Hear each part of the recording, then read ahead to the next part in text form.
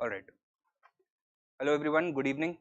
Online students, welcome to you as well. I hope I'm audible. Now, before we start discussing the questions that I've picked for today, let me first outline the objective of this exercise. Firstly, it is going to be quick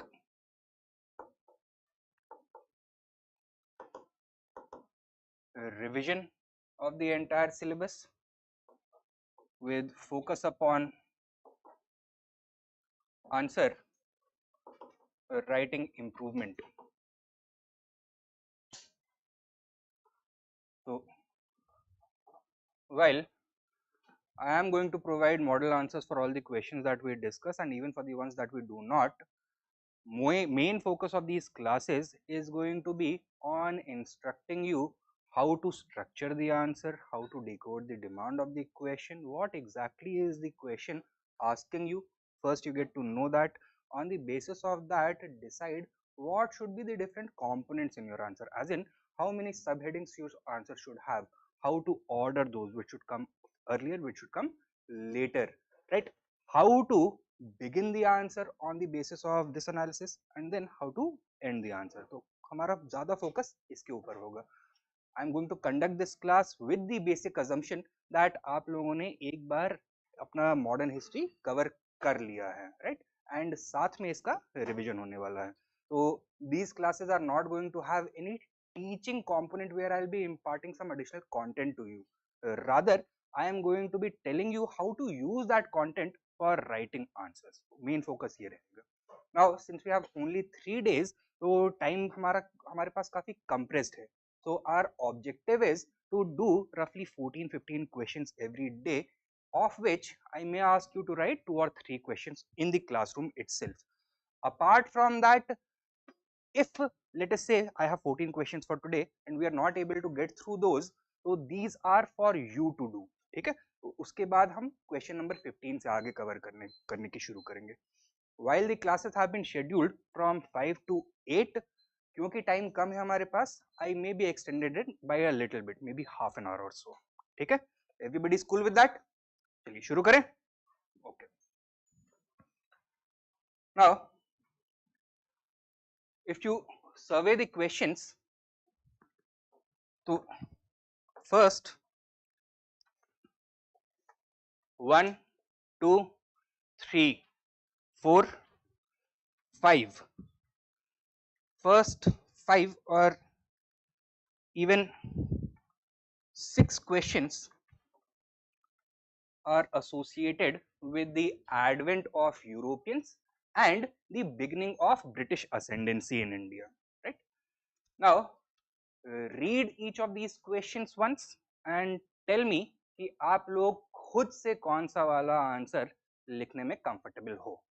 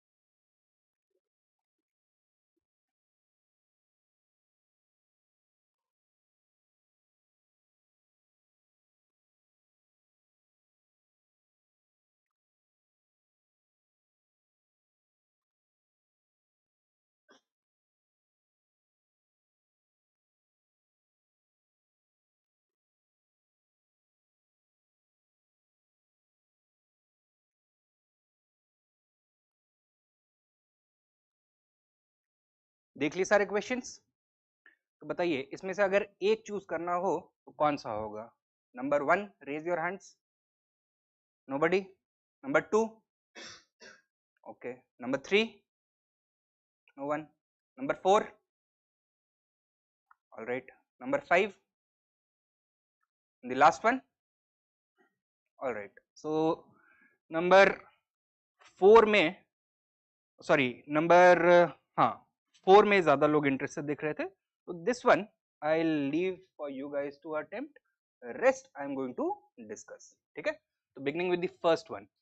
The age of discovery altered the balance of trade and power in a major way with the arrival of Europeans in India. What were the factors responsible for heralding this age? Right?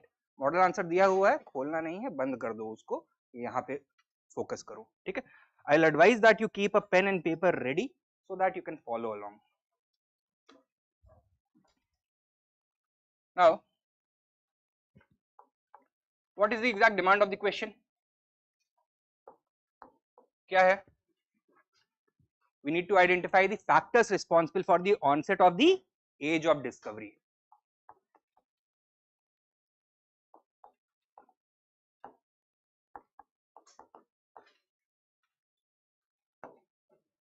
ठीक है. जब इस तरह के factors आए ना, तो या इस तरह के क्वेश्चंस आए, तो एक बेसिक फ्रेमवर्क है.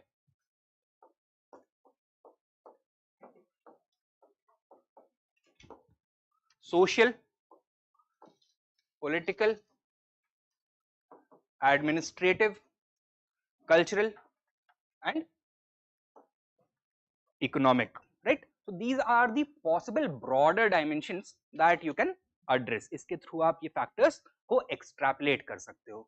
Now social factors में भी multiple factors हो सकते हैं, political में भी multiple factors हो सकते हैं. For this particular question ये वाला dimension relevant नहीं है, so we will cancel this out. Cultural में भी मल्टीपल डायमेंशंस हो सकते हैं, सिमिलरली इकोनॉमिक में भी मल्टीपल डायमेंशंस हो सकते हैं. Now for the sake of the mnemonic I had named it space, लेकिन अगर इसको लॉजिकली अरेंज करना हो तो सबसे पहले हमें किसके बारे में बात करनी चाहिए?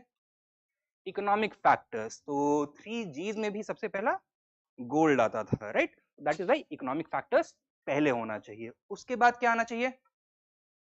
Political factors, then maybe cultural factors and then social factors, right? So that is the priority, that is the order in which we should attack this question.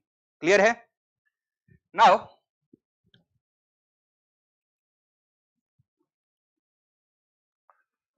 how to begin the answer?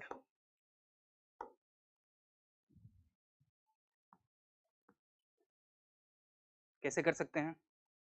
We can talk a little bit about the age of discovery, what happened during this period, right? Who were the powers involved, etc. So we can provide the context. तो क्या पता है age of discovery के बारे में आपको? What was it? The period between the 15th and 17th century, during which Europe began exploring the open seas, searching for new sea routes, new land routes, as well as new lands, new peoples, etc. Who were the early powers associated in this age of discovery? Portugal and Spain. They were the ones who initiated it. Italy to a lesser extent as well.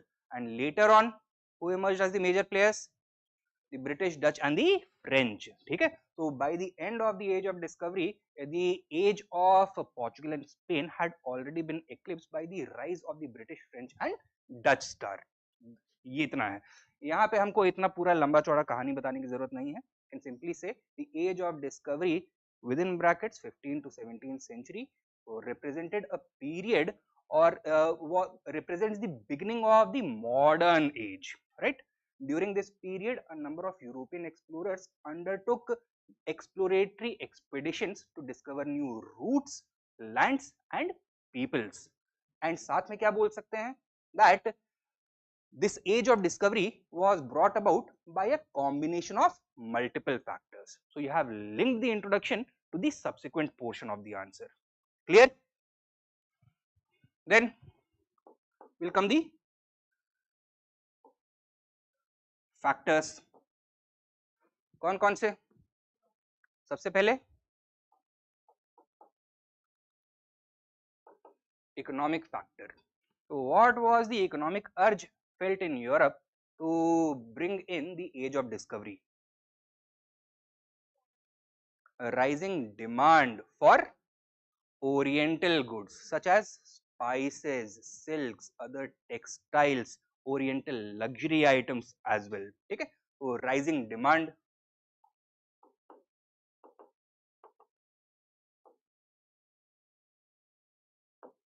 When does demand rise? जब पैसे आते हैं तब demand बढ़ने लगता है, consumption तभी आता है. So that means Europe was also experiencing higher prosperity as compared to previous periods. Why?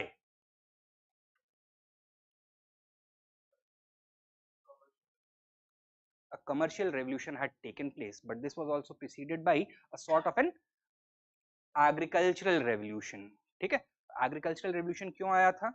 Because of technological improvements which were the accompaniments of the age of Renaissance. तो Renaissance में a number of scientific discoveries had taken place, better techniques of land use management and agriculture had been introduced, which resulted in increase of agrarian production. Agrarian production में boom आया तो surplus का size increase होता है, population also increases and burden on labor that is going to come down. यानी कि अब ज्यादातर लेबर बाकी काम करेगा, it is not going to be directly engaged in agriculture.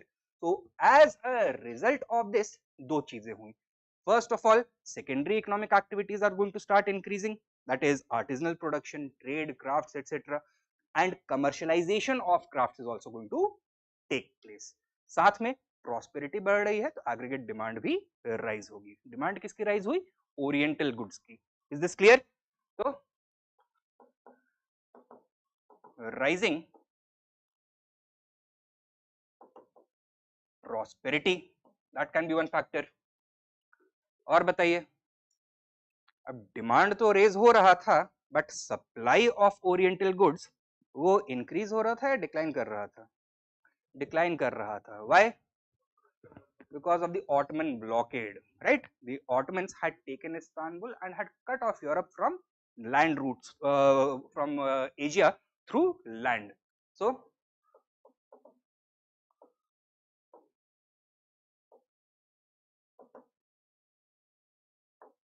fall of Constantinople. These are the broad factors, economically speaking, that were responsible for bringing in the age of discovery. साथ में political factors बताइए. What were the political changes that Europe was undergoing during this period or had already undergone in the period just preceding it? 7 से लेकर के 14th century क्या बोला जाता है यूरोप का? Dark age associated with feudalism, political fragmentation. Now the dark age was ending and the modern age of Europe was beginning, resulting in political consolidation under strong central monarchies, right? So the rise of modern nation states was taking place and modern nation states अब एक दूसरे से compete करेंगे. कैसे? They are going to try and expand the market for their own goods, their own traders. Now the European market, वहां पे तो हर nation के खुद के ट्रेडर्स मोनोपोलाइज करने की कोशिश करेंगे. तो फर्दर एक्सपेंशन के ऊपर एक ग्लास सीलिंग लग जाएगा. फर्दर एक्सपेंशन के लिए एक्सप्लोरेशन करना पड़ेगा. You need to go out and search for overseas markets. ठीक है, there was an economic logic behind the emergence of strong monarchies. तो अब ट्रेडर्स भी क्या करेंगे? इन स्ट्रॉन्ग मोनार्क्स को सपोर्ट करेंगे या नहीं? Yes, that is all. तो राइज ऑफ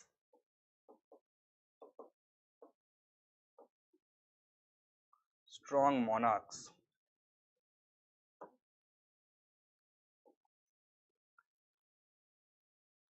फर्दर इसका कॉरोलरी क्या है? Decline of feudalism.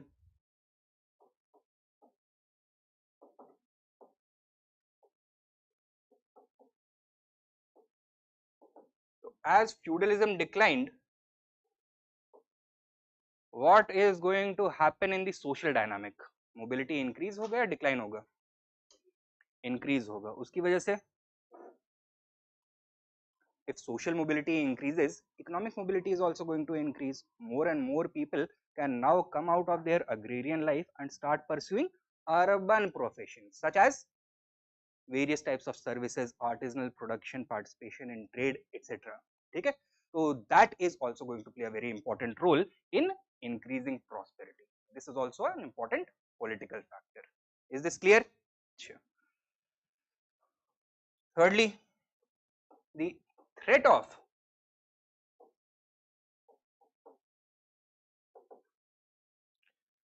Turkish invasion. While the basis of Turkish military supremacy was its land-based forces, especially its control over or its proficiency with gunpowder weapons, the Europeans countered this by doing what? Building up their naval missile. Okay, so they countered Turkey's land supremacy through building naval missile. And navy का क्या होता है? Dual use होता है, war में military use and then peace time में civilian use.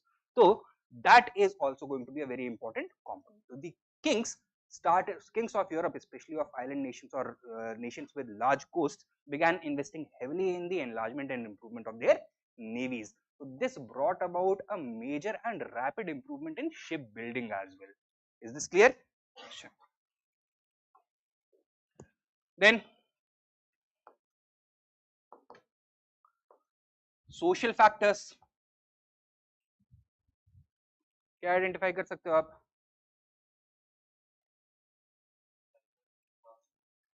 ठीक है, the rise of the middle class.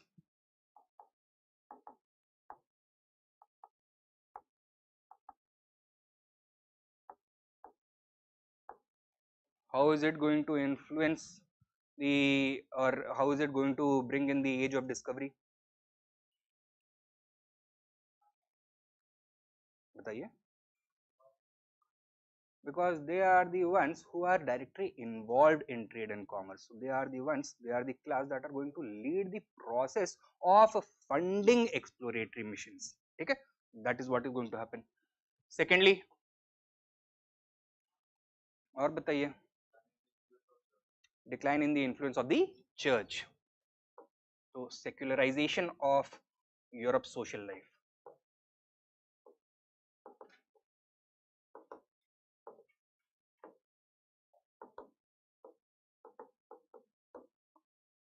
So as Europe lifted its head from under the boot of the Catholic orthodoxy, what happened?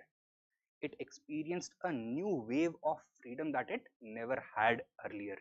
It was now possible within Europe to challenge directly the church's teachings, etc. उसकी वजह से होगा क्या? Many of the dogmas being pushed by the church, such as the earth being flat, such as the idea of geocentricity, etc., they were all done away with. And the research of people such as Copernicus, Galileo, etc., they could now be experimented with. ठीक है? So जो church ने stigma create किया हुआ था against such exploration, that was no longer there. Is this clear? Sure. Then cultural factors. Intellectual awakening caused due to the Renaissance.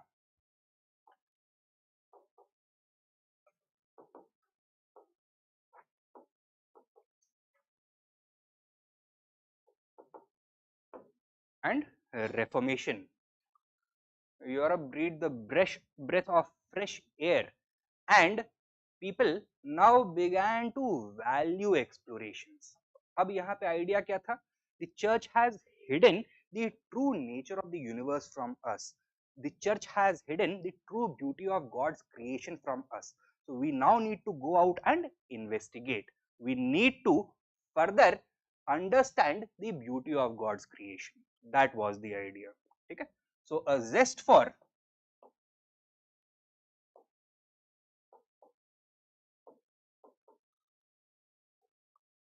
exploration and adventure was experienced by Europe as a result. Clear hai? Further, there was a religious idea as well. Kya? कि भाई Islam is knocking on the doors of Europe. If Christianity has to survive, it will have to spread its wings further. Okay? That was the idea. So zeal to spread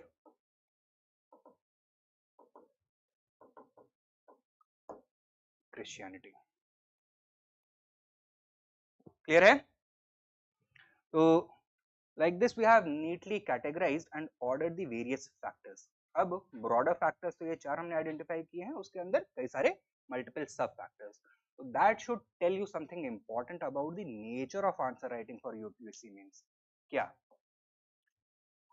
Facts versus arguments, which is more important, diversity of fact or diversity of arguments?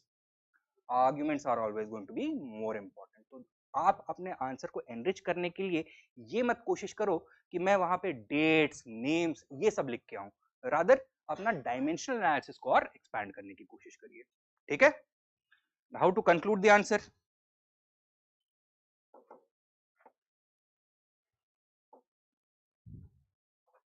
Since we have discussed the factors for the age of discovery, we have already mentioned in the introduction that multiple factors were associated with it. तो अब यहाँ पे conclusion में same चीज तो repeat नहीं कर सकते हैं, राइट? तो क्या करना पड़ेगा हमें?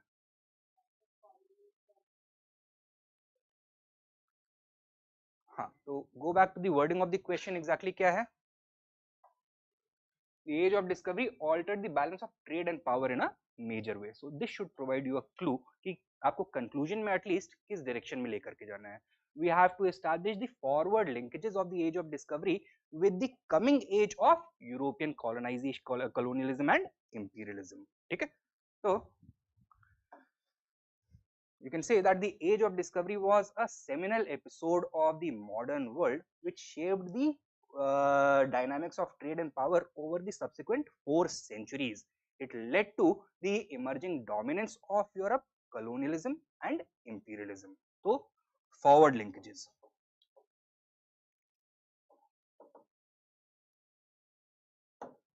ड्रॉ कर रहे हैं. क्लियर है जी? आगे चलें?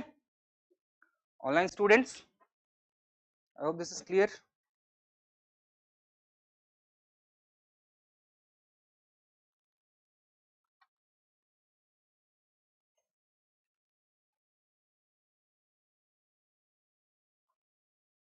Right.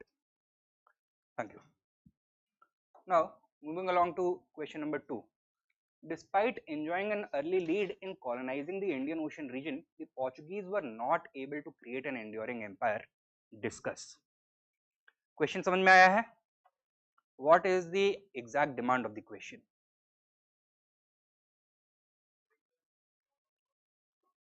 Reasons that Portuguese were not able to capitalize on their early lead. Why was it the later powers who succeeded in creating enduring empires, not the Portuguese? So, by analyzing the factors for this phenomenon, we have to outline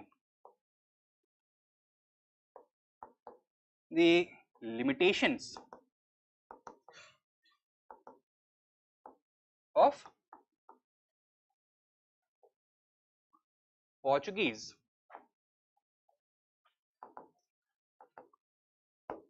colonialism.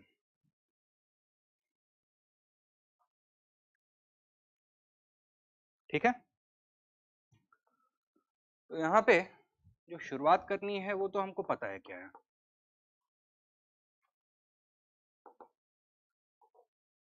Whenever in doubt, go to the wording of the question. क्या है question का wording? Despite enjoying an early lead, right? तो यहाँ पे उसको हम थोड़ा और expand कर सकते हैं. The Portuguese were the first European power to arrive in the Indian Ocean region. They had a lead of over a century over their other European rivals. However, the Portuguese wasted this lead and they failed to create a lasting empire in the East. Let us investigate the factors for this. ठीक है? तो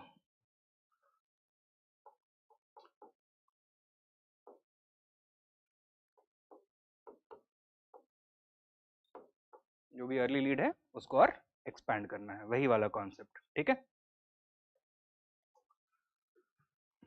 very convenient way to conclude the answer.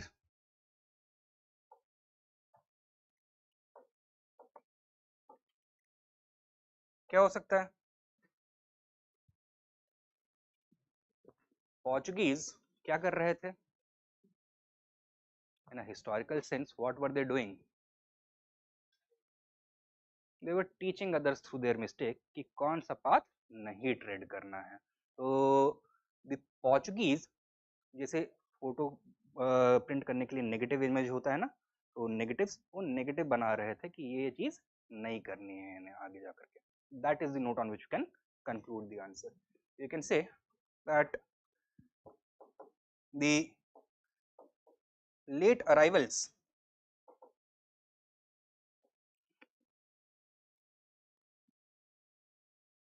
among the European powers learnt a valuable lesson from the Portuguese misadventure. And what was the result?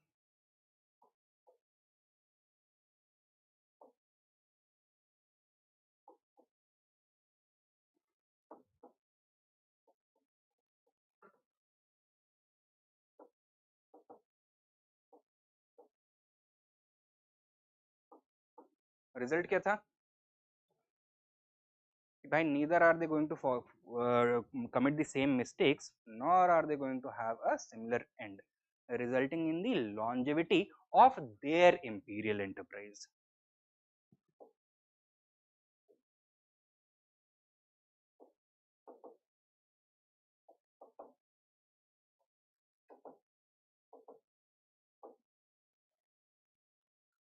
From the 18th to 20th centuries. Clear? ये हमने यहाँ पर intro and conclusion बना करके question को book and तो कर दिया है. अब बीच में क्या करना है हमें? Sorry, we need to talk about the factors slash limitations. Now since the question is asking about the factors, you should frame the limitations of Portuguese imperialism in the form of these factors. ठीक है?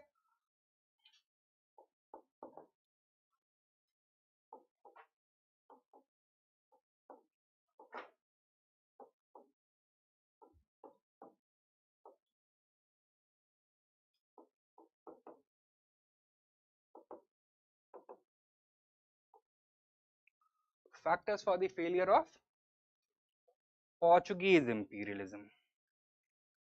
बताओ किस तरह के factors होंगे responsible?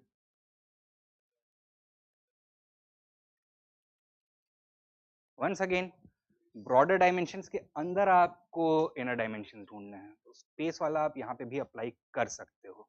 किस order में? देखो इंपीरियलिज्म या colonialism it is always an economic phenomenon, तो सबसे पहले यहाँ पर इकोनॉमिक वीकनेसेस को हाईलाइट करना चाहिए. ठीक है?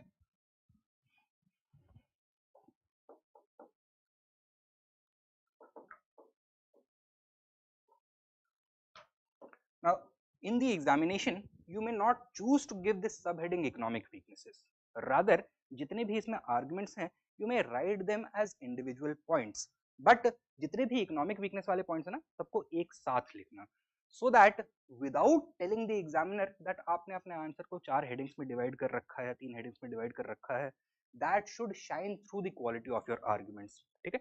And that is going to tell the examiner that you have the ability to think rationally, organize your thoughts rationally. That is going to be a very important quality.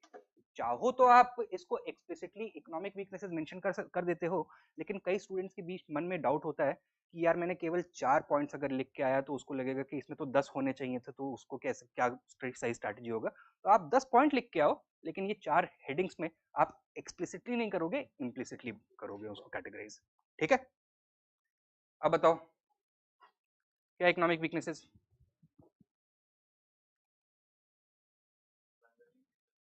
Plundering nature और piracy, तो ये predatory nature था. और बताइए? State enterprise था उनका, private joint stock trading company था नहीं. करप्शन बहुत ज्यादा था, वेस्टफुल एक्सपेंडिचर बहुत ज्यादा था, डेवलपमेंट पे फोकस नहीं था, फोकस था मिलिटराइजेशन पे, एक्सप्लॉइटेशन पर. Right? Therefore the Portuguese enterprise in India, the Estado da India was always short of funds. ठीक है? तो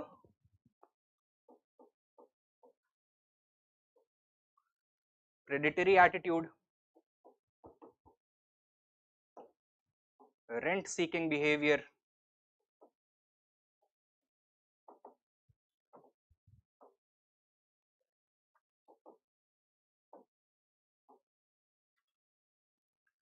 diversion of efforts and energy away from the colonial from the commercial enterprise towards imperialism. ठीक है? तो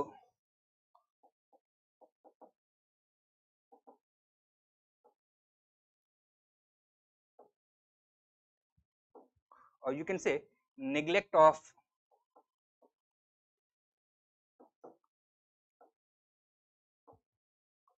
commerce in favor of spreading Christianity or establishing political control, ये बोल सकते हो आप. As a result, what is the broader point that we are trying to make? Portuguese के पास कभी उतना पैसा था ही नहीं कि वो अपने यहाँ पे पावर को कंसोलिडेट कर पाए. ठीक है, ये हो गए economic weaknesses. Next,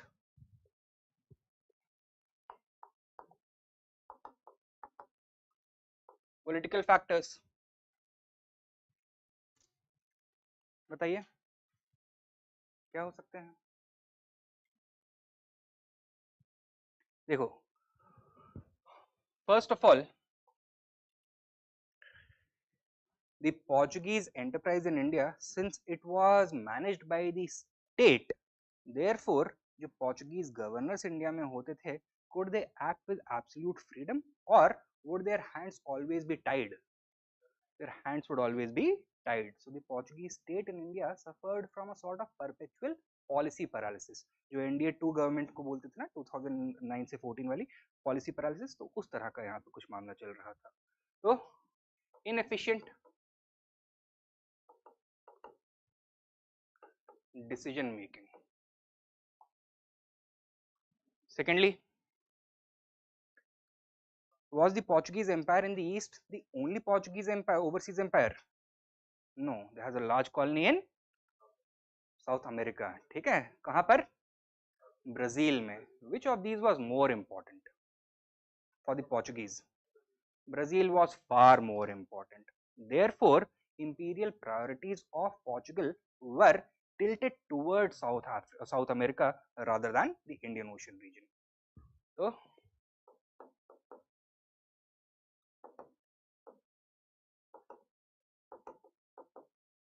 imperial priorities अलग थी.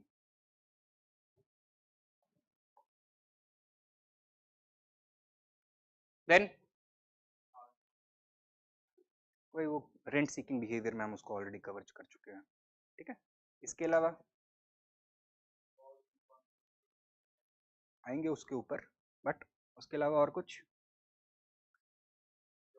देखो, in 1580 Portugal and Spain underwent what was known as the Iberian Union. Iberian Peninsula वो रीजन है जहाँ पर पोर्चुगल और स्पेन दोनों हैं, right. Two states on a single geographical feature. 1580 में क्या होता है? Both Portugal and Spain are merged with each other under a unified crown. और वो unified crown किसने पहना? King of Portugal और King of Spain? King of Spain, right? And as a result, what is going to happen? Are Portugal's imperial, you can say, projects going to be given primacy, or is Spain's imperial agenda going to rule?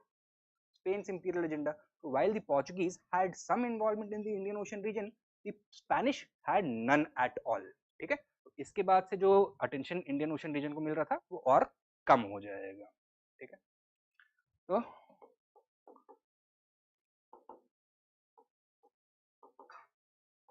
Iberian union. Further जो आप बता रहे थे क्या, कि जहां भी जाते थे हर एक से पंगा लेते थे. They made very few diplomatic alliances, not even alliances of convenience, right? So they were not very good with diplomacy. They were not able to get the goodwill of the local rulers or the local people. So poor diplomacy. As a result, the local rulers were simply tolerating the Portuguese. They were waiting for some other power to come कि कब हम इनको मौका मिले और लात मार के भगा दें. That is exactly what happened to them. Is this clear? ये हो गए some political factors. Then let us address some military or strategic factors. What was the nature of the Portuguese presence in the Indian Ocean region? Were they seeking to create a large land-based empire, or were they seeking only to control the points of ingress and egress into the Indian Ocean by controlling all the choke holes, all the choke points? Second वाला, so they plan to create a thalassocracy. Thalassocracy एक ऐसी power होती है which survives on the basis of supremacy on the seas. ठीक है,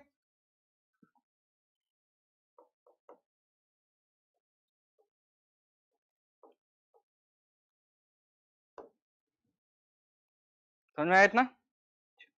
अब ये थैसालोक्रेसी को सस्टेन करने के लिए सबसे बड़ा बेसिक रिक्वायरमेंट क्या होता है? Naval supremacy.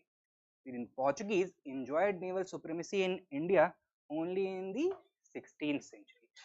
However, by the beginning of the 17th century क्या हुआ? दुनिया भर में एक फ्रेज बहुत पॉपुलर होने लग गया। क्या? Specially after the destruction of the Spanish armada off the coast of Trafalgar in 1588, Britannia rules the waves, right? तो ब्रिटानिया मतलब the British, emerging British naval supremacy spelled doom for the Portuguese Thessalocracy in the Indian Ocean region. Is this clear? तो ये जब तक naval supremacy है तब तक ही चल सकता है। और बताइए और क्या फैक्टर्स हो सकते हैं, स्ट्रेटेजिक फैक्टर्स? इसी का कॉरोलरी कि भाई to create enduring power, can it be that you can control such a large and diverse country, such a populous country like India, only from some ports on the coast? No, you will need to build up a reserve of land based power. So they completely ignored that. ठीक है, तो neglect of land power.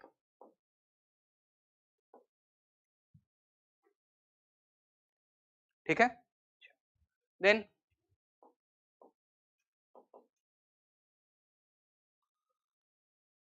Socio cultural factors क्या identify कर सकते हैं हम? Now, while the Renaissance had started in the 14th century, did all the countries of Europe experience Renaissance or Reformation at the same pace and to the same scale, or did some of them modernize more than the others while the others remained distinctively medieval? Second वाला, तो uneven pace of Renaissance का absorption था। Portugal उस race में आगे progressive था या पीछे छूट गया था?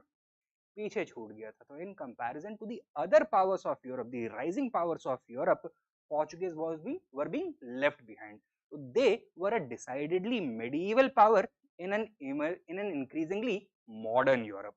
तो यहाँ पर clash of civilizations, clash of ages का भी concept आप लगा सकते हैं। It remained a medieval power. और क्या सोशो कल्चरल फैक्टर्स हम आइडेंटिफाई कर सकते हैं? What were they trying to do in India? क्या करने की कोशिश कर रहे थे? जो उन्होंने स्टैट्यूट ऑफ इंडिया एस्टैब्लिश किया था उसके चार मेन प्रायोरिटीज थे। First one, to create a monopoly over Portuguese trade by suppressing the Arabs. Second, to launch a holy war against Islam.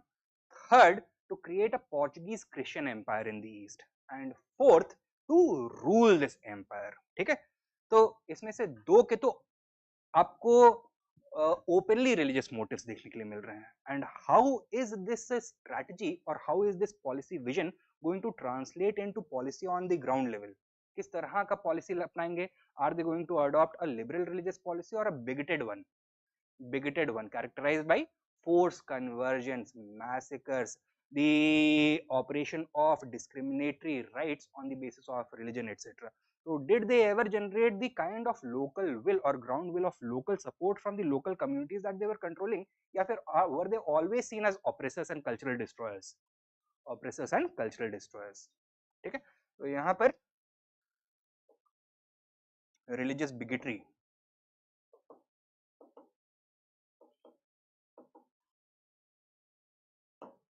या ऐड कर सकते हो।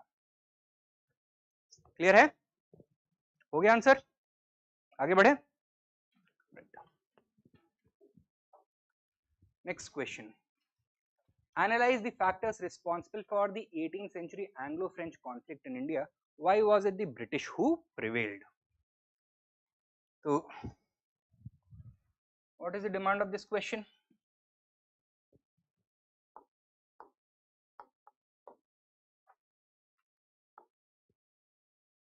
क्या है? टू फोल्ड डिमांड्स हैं. क्या क्या? Factors behind the Anglo-French conflict and reasons for British success or reasons for French failure.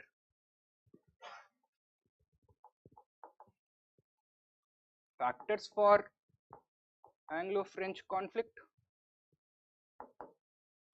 and reasons for French failure.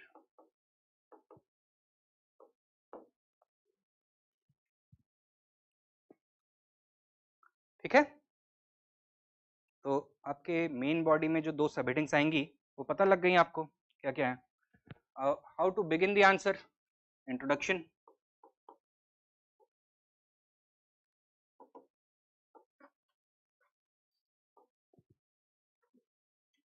क्या करेंगे हम? That in the mid 18th century the British and French had emerged as the most potent European political rivals vying for the control of India's trade, right? They fought a series of 3 wars, the first, second and third Carnatic wars. The following are the factors responsible for it. So simple, straightforward. So mid 18th century, by this time the stage had been set for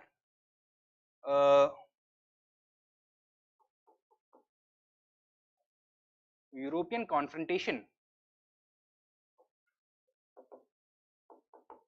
in India between the British and English and French East India companies. The following factors were responsible. बताइए, first heading, factors for the Anglo-French conflict.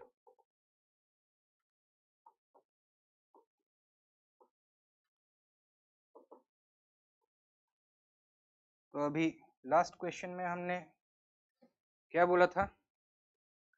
That colonialism is a decidedly economic phenomenon.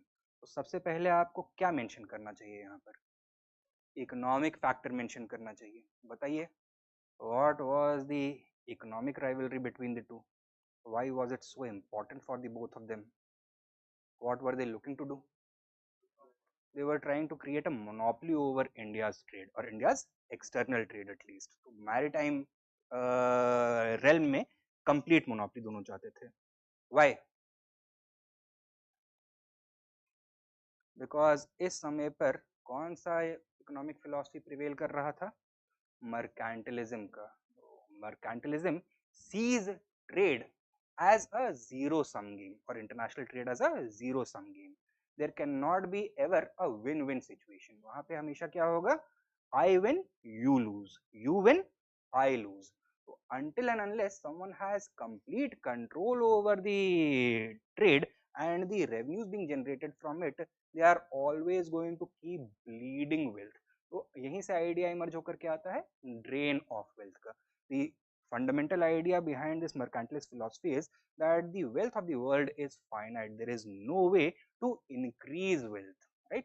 And therefore जितने भी nations हैं, they have to fight for this limited wealth. Is this clear? So first of all, mercantilist rivalry.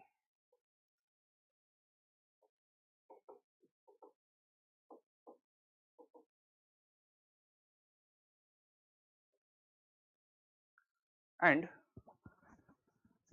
so important was the trade that they had in India that English East India Company का जो India के साथ trade था, that accounted for roughly 10% of the British domestic product.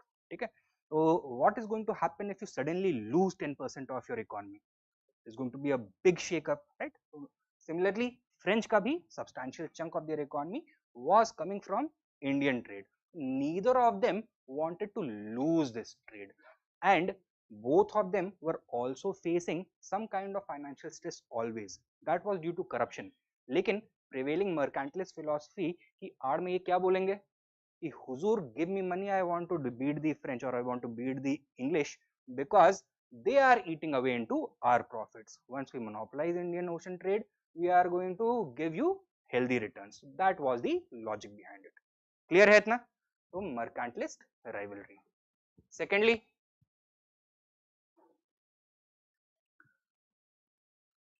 this was also a period of great power confrontation.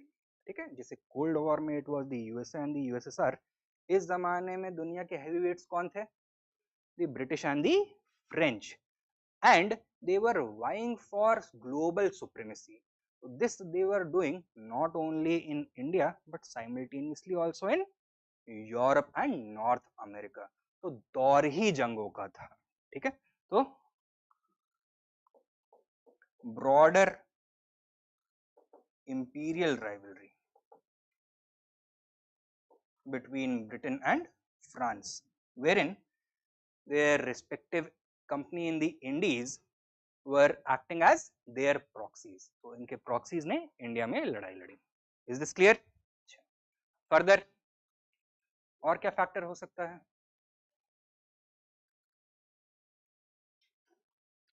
That foreign companies are coming to your country and fighting amongst each other means that something has gone very wrong, right? The local ruler is not in a position to stop them from fighting against each other. So what had gone on during this period? Political vacuum create हो रहा था. Why? Because the Mughal Empire was in a terminal stage of decline. So Mughal decline created an atmosphere of instability and created the room for these companies to settle their scores in India through wars. ठीक है? Further, as the Mughal Empire began disintegrating, what happened? कई सारे local states emerge होते हैं, regional states emerge होते हैं, and over there also there is prevailing instability, especially during the periods of succession. Succession disputes began to emerge. ठीक है, तो जब ये succession disputes emerge हुए, so what are these companies going to do? They are going to start intervening in these succession disputes. तो कोई एक claimant है to the throne, they are going to start supporting their own puppet, own proxy. क्यों? कि अगर ये इस वाले का claim succeed करता है, तो he is going to have to repay us in some way. And what is that? If it is the French, they are going to demand expel the British from your territory. They are not going to be able to come to your ports even. ठीक है? Similarly, if the British one, वो भी same demand करेंगे.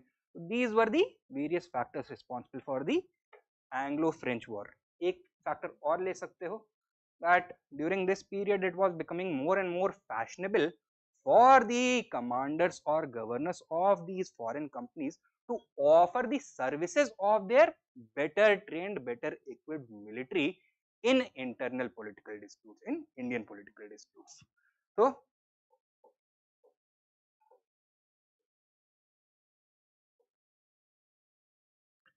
mercenary activity. So they were using their superior militaries as a bargaining chip to gain commercial favors from Indian rulers. Clear है? And एक करेगा तो दूसरा silently नहीं बैठ सकता. These were the factors behind the Anglo-French conflict. Next, क्या है? Factors for the French failure.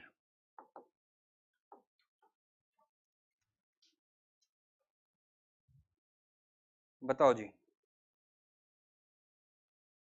Why was it the British who succeeded? जंगे लड़ने के लिए सबसे जरूरी क्या होता है? पाकिस्तानी से बोलोगे तो जज्बा, हम जज्बे वाली कौम हैं, राइट? लेकिन रियलिटी में देखोगे तो क्या होता है?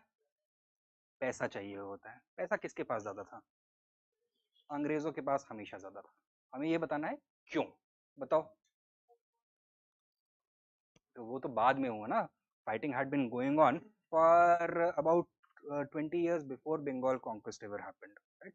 British had been regularly thrashing the French. What was the reason behind this? The British company, what was its nature? It was a private joint stock trading company. The French company PSU था, ठीक है? तो compare कर लो जियो को BSNL से, difference समझ में आ जाएगा. Which one is always going to be more profitable? Private enterprises are always going to be more profitable. क्यों? स्टेट इंटरफेरेंस से तो बात अलग होती है. PSUs के पास या पब्लिक एंटरप्राइजेस के पास हमेशा एक कुशन होता है, फियर ऑफ फेलियर नहीं होता है. तो they are more tolerant of inefficiency, wastage and corruption. लेकिन प्राइवेट कंपनीज को तो अपने स्टॉक होल्डर्स को जवाब देना पड़ेगा. They have to answer to them. तो can they also afford to be equally inefficient? No. ठीक है, तो यू कैन से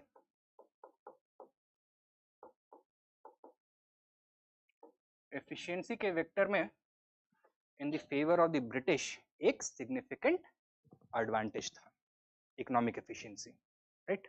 further, what else comes from being a public sector undertaking? That the French company was a public sector undertaking, एक सरकारी दफ्तर की तरह काम कर रहा था. तो कोई बड़े डिसीजन जो सरकार मतलब कुर्सी के ऊपर बैठा हुआ ऑफिसर है उसको लेने की इजाजत थी? नहीं थी, वो मोहलत नहीं थी. तो inefficient decision making, delayed decision making. So there was a delta in decision making as well.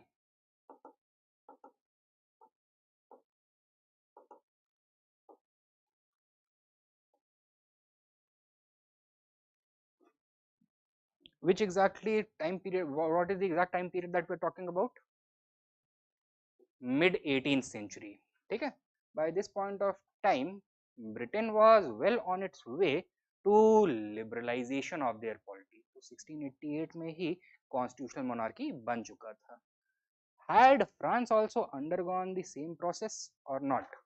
French Revolution is not going to come till the very end of the 18th century. ठीक है, यानी कि 1789 में शुरू होता है French revolution.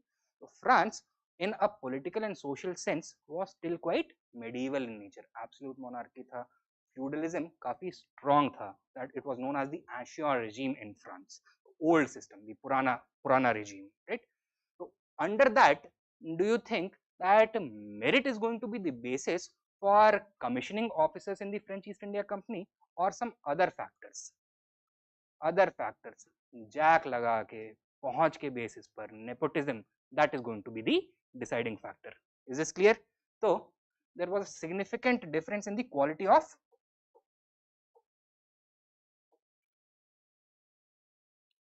personnel as a result.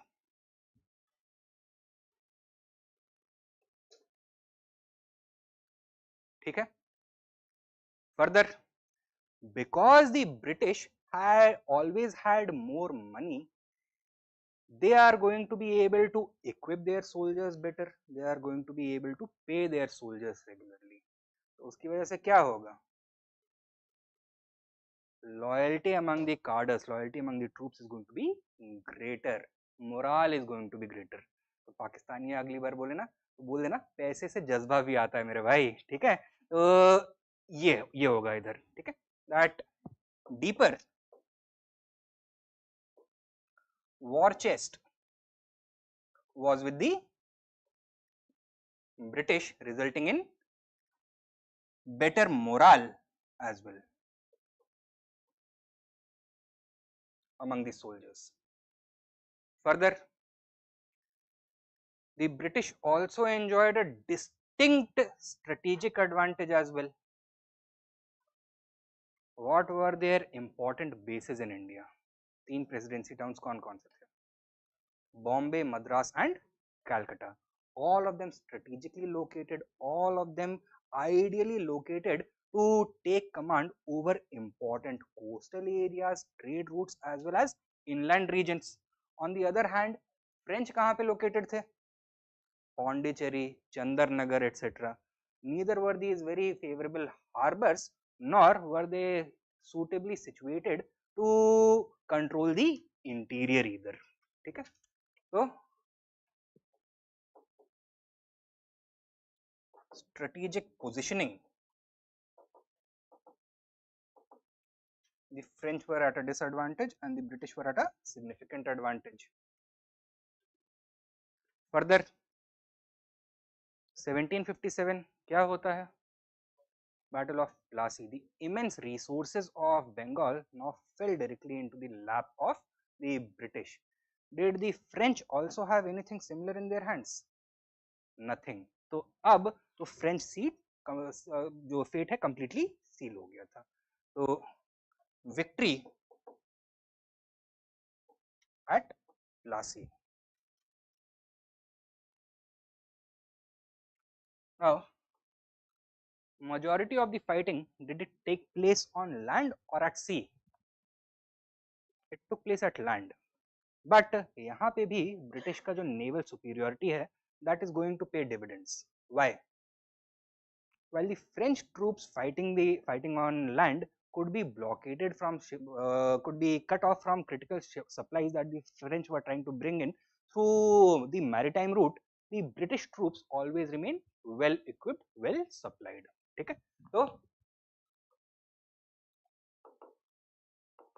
logistical advantage due to naval superiority, that is also going to play a significant role.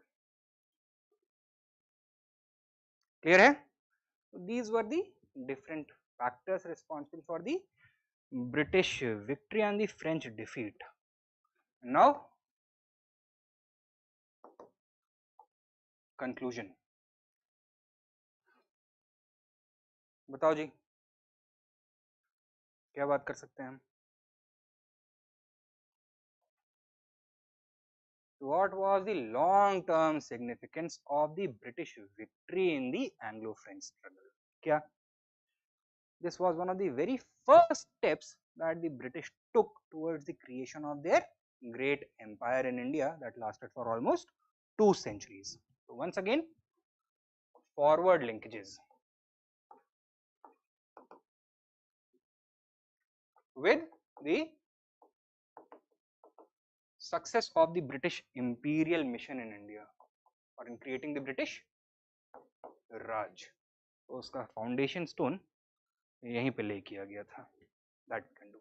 Okay, आगे चले.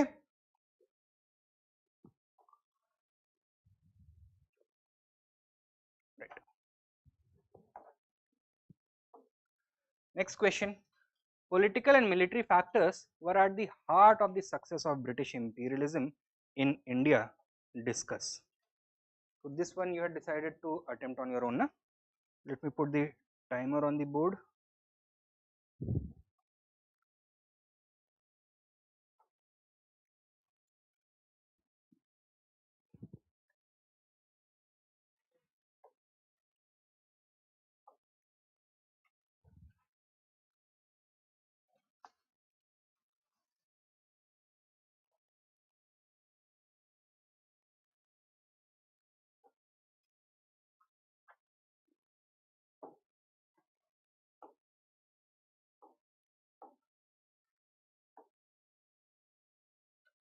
The fourth question, political and military factors were at the heart of the success of British imperialism in India.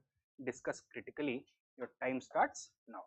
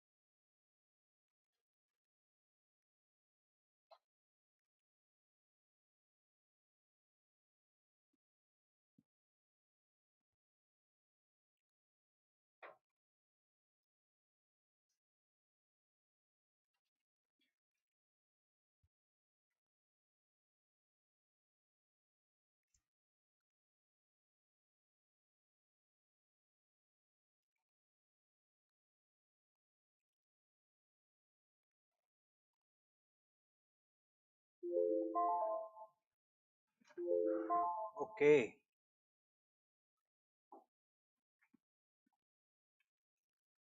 Right. So question number 4. Political and military factors were at the heart of the success of British imperialism in India. Discuss critically. What is the demand of this question? अरे answer लिख लिया, demand नहीं पता है क्या? बताओ एक एक करके, please raise your hands and इंसानों की तरह बताओ. हाँ हाँ मैम बताइए. हाँ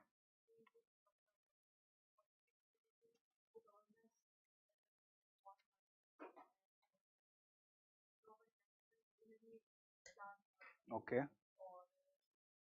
when we say political factors ना, हम ये देखो हिस्ट्री में ना अब पर्सपेक्टिव थोड़े चेंज हो गए हैं. पुराने जमाने में history was written with the idea that great men are pulling the levers of history. तो एक अकेला सिकंदर आएगा और हिस्ट्री की पूरी रेखा को ही बदल देगा, लोगों की तकदीर बदल जाएंगी, empires are going to rise, civilisations are going to fall. ऐसा अब छोड़ दिया है लोगों ने. Rather what we look for are political trends rather than individual inputs. हाँ उसका रोल हो सकता है but that is going to be a very marginal role, right? So yes, political factors के बारे में बताना है, military factors के बारे में बताना है, but should that be the approach to this particular question? No. क्यों? Look at the command word. क्या है? Discuss critically. So you cannot agree blindly with the premise of the statement.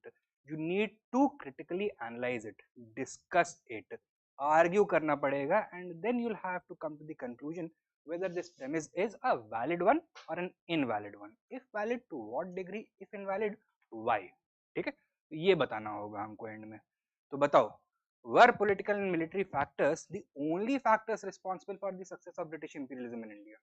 Apart from that, what other factors were involved? Economic factors आएंगे और socio cultural factors आएंगे, जैसे कि नहीं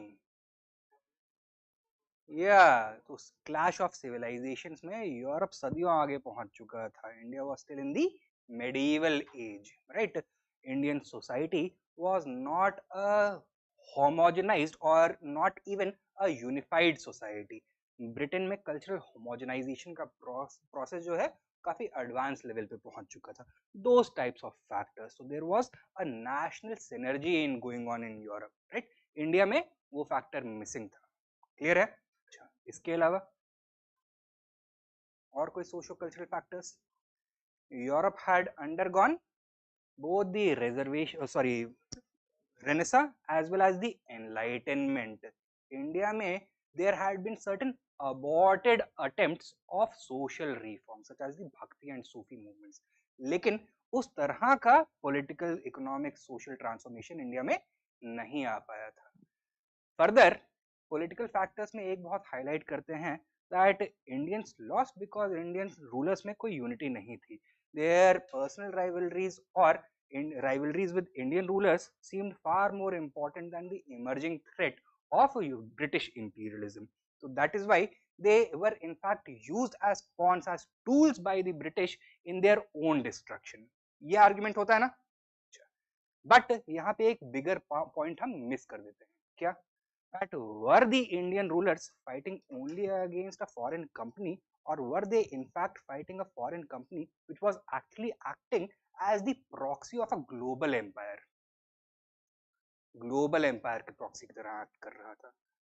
By the point of time that the British created their empire in India, the sun actually never set on the British empire. उस जमाने में भी वो true था. Before they ever established their empire in India, they had already lost a colony in the West. North America वो जीत करके खो भी चुके थे. They had a great degree of experience with colonialism, right? Indian rulers, while it is true, they were not able to understand the nature of the British threat. But ये जो point है ना, ये हम miss कर देते हैं. So that also needs to be pointed out, that these were regional kingdoms in conflict against a global empire. That is also to be added over here. Is this clear? Counter arguments में On what note are we going to conclude the answer?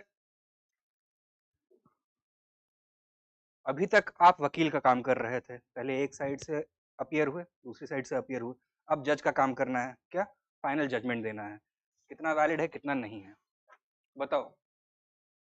Political and military factors were at the heart of the success of British imperialism. What does the phrase at the heart of the success of British imperialism convey? That means they were the only factors. ये सही है गलत है? गलत है. Imperialism is always a complex phenomenon with prominent cultural, social, strategic dimensions. Imperialism cannot be captured only through the analysis of political and military factors. Other factors must also be taken into cognizance. Okay, so that is the note on which you can conclude the answer.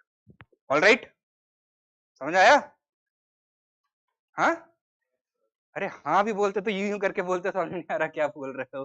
ठीक है, I need you guys to be responsive. मैं ना जब आप लोग energetic रहते हो, I feed off that energy, तो मेरी क्वालिटी ऑफ टीचिंग बढ़ जाती है. तो थोड़े चाहते हुए चेहरे मुझे जब दिखते हैं तो मैं भी थोड़े ज्यादा इंथुजियाज्म से पढ़ाता हूँ. ठीक है, अभी तो क्या एकदम पोकर फेस करके बैठे रहते हो, आ रहा है समझ नहीं आ रहा है, पता ही नहीं चल रहा है भाई, कुछ तो बोलना पड़ेगा. ठीक है, चलो आगे चले. Next question. To what extent would it be correct to say that the British established their Indian empire in a fit of absent-mindedness? Question mark.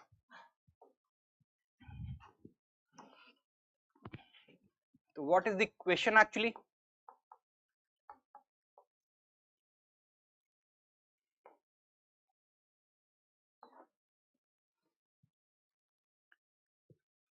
The creation of the British Empire, was it accidental or deliberate?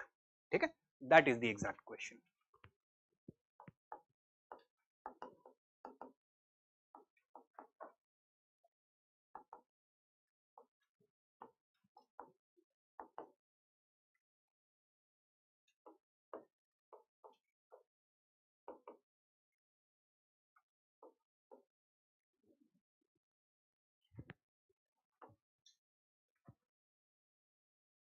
Right?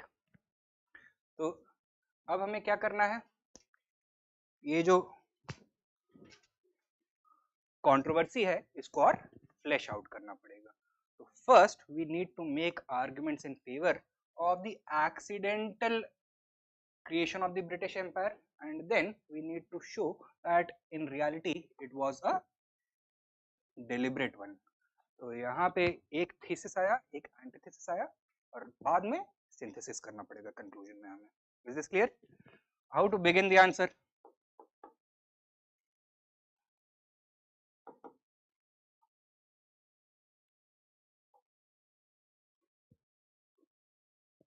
कैसे कर सकते हैं शुरू?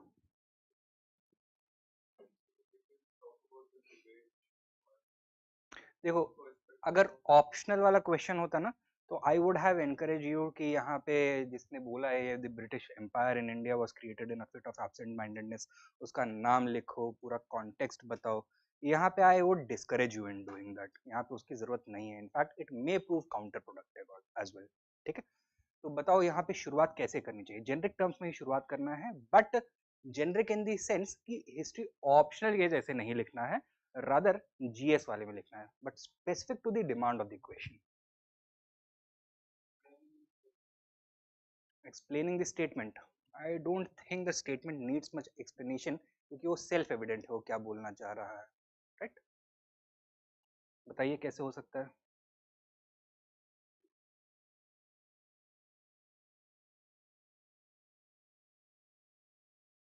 अरे भाई, the creation of the British Empire was a watershed development in Indian history and remains a controversial matter to this date, with different historical opinions emerging.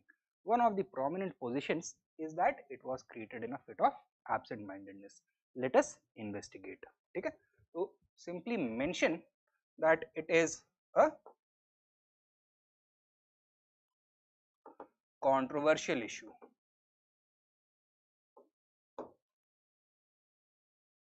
Right? यहाँ पर सबसे पहले that it was accidental.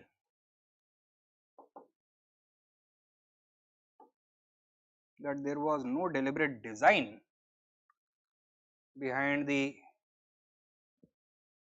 enslavement of an entire civilization. ठीक है, कैसे argue कर सकते हैं it was accidental? What are the arguments that Western historians have made? They said that the British were interested in trade, so they gave primacy to trade, and therefore आए किस लिए थे? प्रॉफिट मोटिव को सीख करने के लिए. But Wars, conquest, administration, ये सब क्या प्रॉफिट जनरेटिंग एक्सरसाइजेज हैं? नो, ये मनी लूजिंग एक्सरसाइजेज हैं. so that went against their entire economic agenda. ठीक है, so war was antithetical to the profit motive. Clear? सबसे पहले तो ये आर्गुमेंट दे सकते हैं. Secondly, anecdotal evidence also we can provide, जो उन्होंने पॉलिसी स्टैंड लिया है, right? For example, regulating act of 1773, it had placed a moratorium on the company. क्या? That they cannot engage in any aggressive wars in India. They can only fight wars in defense of their assets or their territory. लेकिन for conquest कोई भी action नहीं ले सकते हैं. ठीक है, तो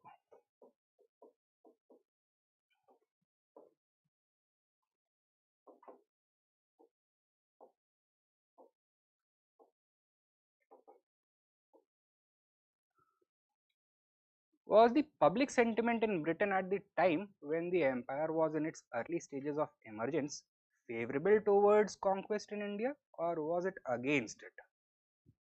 Against, so negative था. ठीक है, तो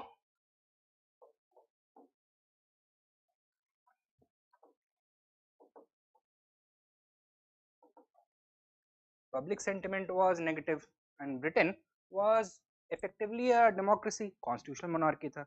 So could the government ignore the sentiment of the public, or would it have to adhere to it? It would have to adhere to it.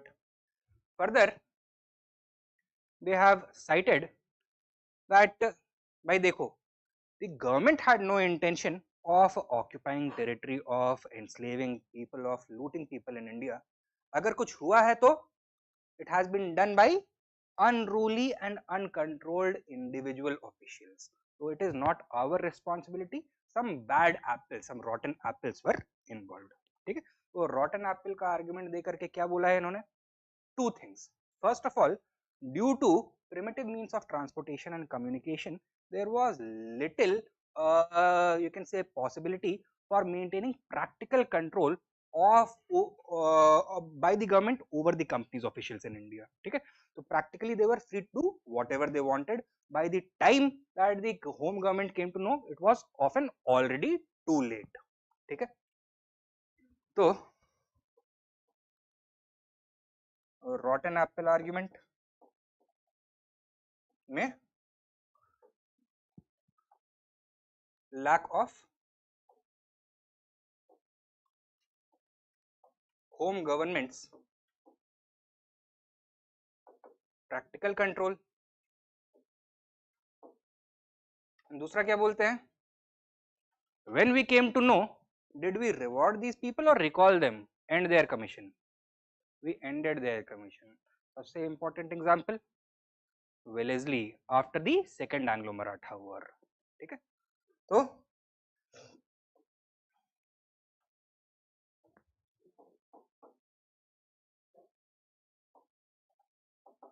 transgressions were not allowed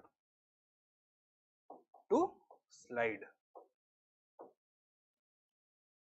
On this basis, there is a strong case in favor of accidental creation of the British Empire. ठीक है, लेकिन Indian scholars क्या बोलते हैं? रुको जरा, ठहरो, अभी बच्चा पैदा कर दिया, बोल रहे एक्सीडेंट है, कैसे हो सकता है, राइट? तो ये क्या बोलते हैं? It was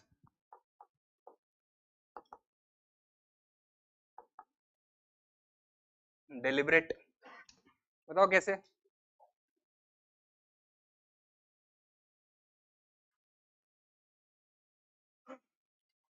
regulating act of 1773 से एक सिलसिला शुरू होता है, a new trend emerges. क्या? Rising government oversight and control over the company's activities in India. 1784 one step up, 1813 three steps up, 1833 full you can say tidal control, tidally locked थे. And then 1857 में क्या हुआ? Absorption of the company's government under the British Empire itself. ठीक है? We cannot say that the British government later benefited from British companies' imperialism in India, but was not a participant in it. Clear है? So we can say there was a trend of government oversight and control since 1773 up to 1858, और trend of rising government oversight बोल सकते हैं इसको. Clear? Secondly, Charter Act of 1813, what did it do? It ended the company's role as a commercial body, transformed into a completely political entity.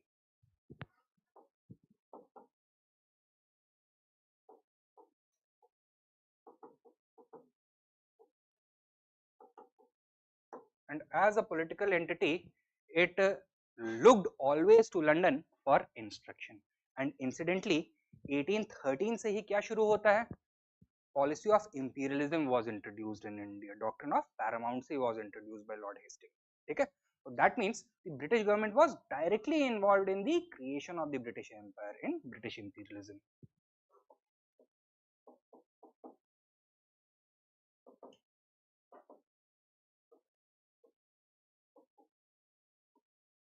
Imperialism started.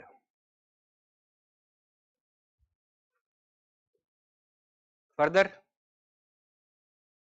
और बताइए, did conditions in India change substantially after the beginning of British rule for the common people of India, or did they largely remain the same? They largely remained the same. What was their experience? Loss of autonomy, loss of dignity, drain of wealth. So this was a constant reality. Was there any true distinction between the rule of the company and the rule of the crown? नहीं होता है. Therefore, the British government cannot absolve itself of looting, raping and murdering Indians and scapegoat only some officials of the company. It was done as part of an imperial design. ठीक है? So that is the idea. So lived experiences under both crown and company were miserable for common Indians.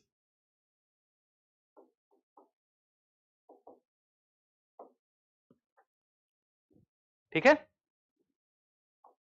Further और क्या argument दे सकते हैं हम यहाँ पर? Now, even in the early days, was the company receiving support, sustenance and funds from the home government or not?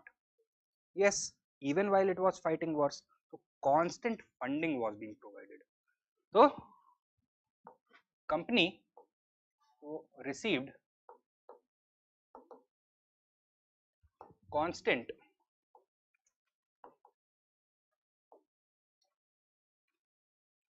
budgetary support.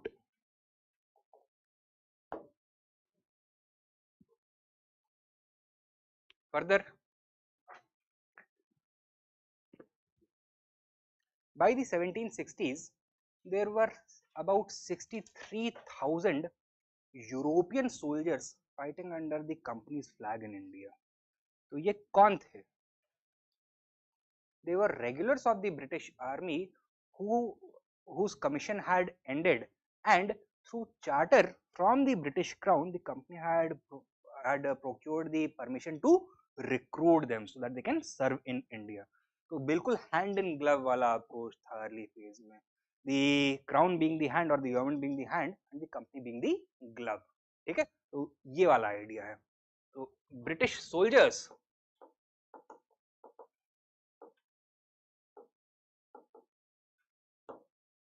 were directly involved। ठीक है, on this basis what is the conclusion that can be drawn?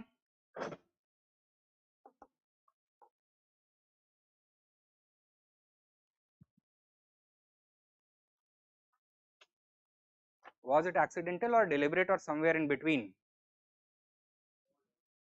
It was more deliberate than accidental. One or two incidents may have been the over adventurism or over zealousness of individual officials, but there is a clear pattern to the nature of British imperialism in India, that the puppeteers were all sitting in London, the actors were all in India। ठीक है, तो जो वो बोल रहे थे उनके नक्शे कदमों पे यहाँ पे चीजें हो रही थी। एंड सेकेंडली अगर हम क्रोनोलॉजिकल डिवीजन करें तो we can consider that till about the beginning of the or early portion of the 19th century, the British empire building exercise in India was a conservative and maybe accidental one, but after 1813 तो completely deliberate हो जाता है। ठीक है, so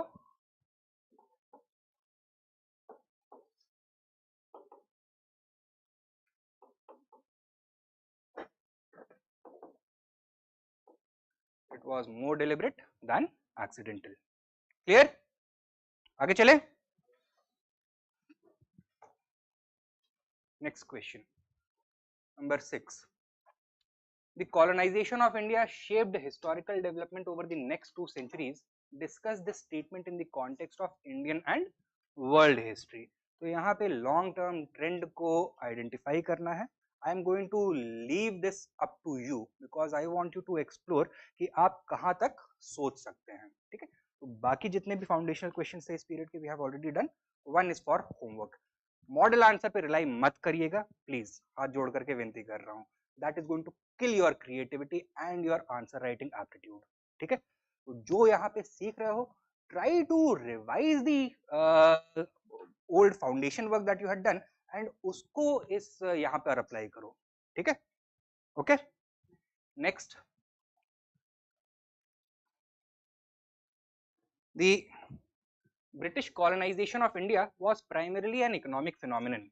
Justify this statement in light of the evolving colonial policy in response to the changing economic needs of the empire। ठीक है, so what is this question? What is the demand?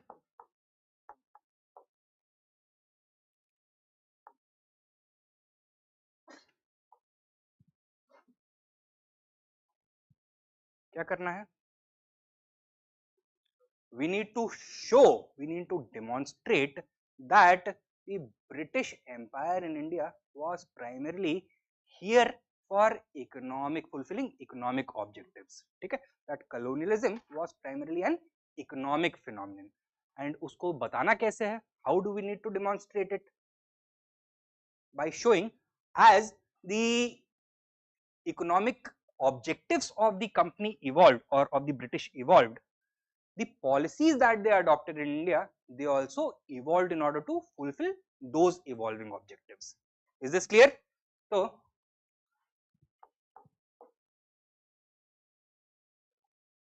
demonstrate how British colonialism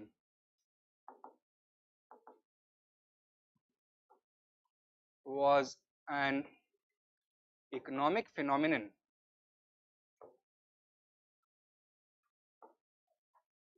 by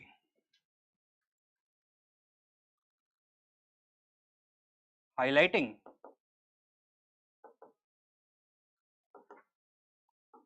the economic impetus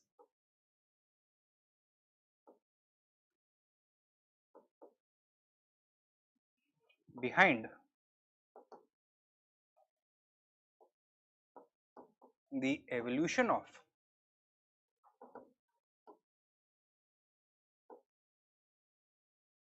colonial policy.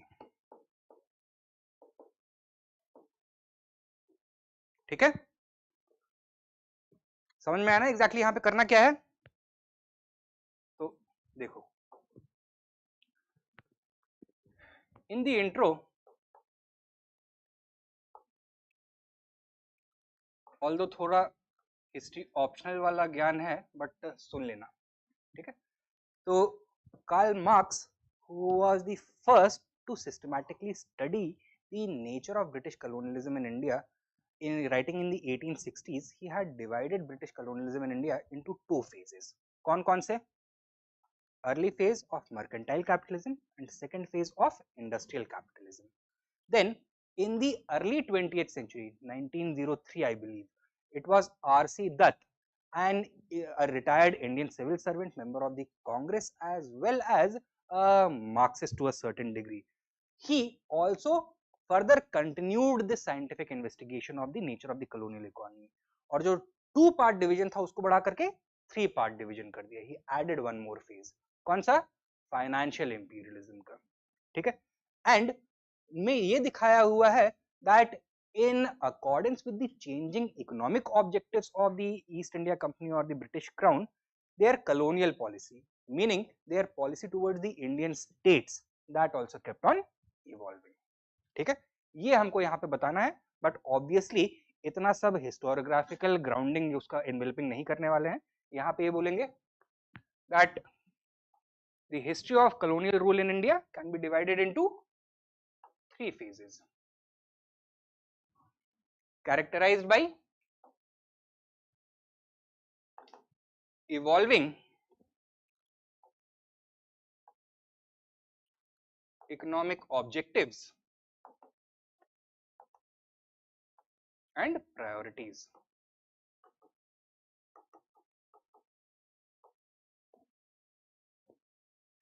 It is interesting to note that as these economic priorities evolved, so did the colonial policy of the British towards India. ठीक है, तो a direct relationship between economic objective and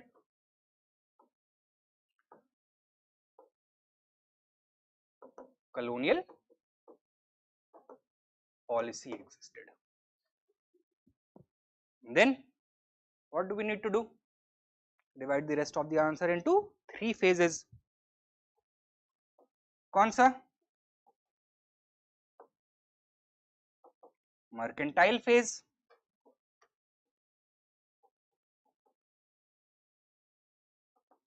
industrial phase and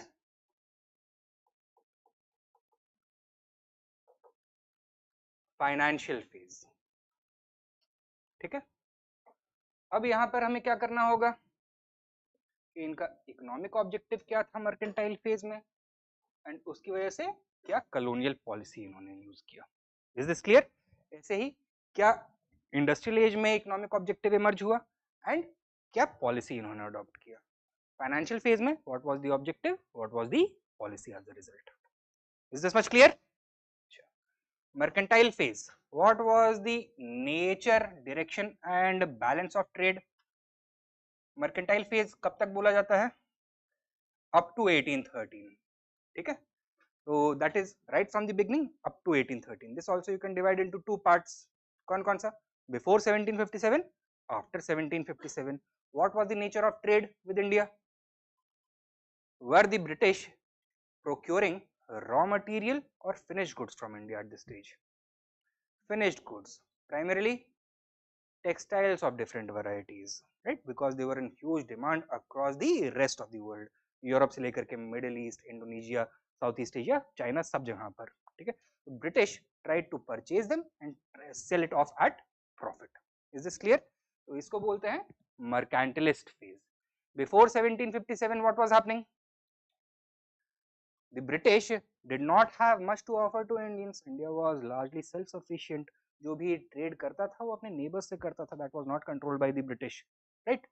And therefore the British did not have any other means to balance their trade deficit with India rather than by bringing in precious metals, bullion. This was resulting in a drain of wealth. अब क्या होगा? इस drain of wealth को किस तरह से plug किया जाए, that became the biggest obsession of the British policy makers, traders etcetera, everyone. ठीक है, तो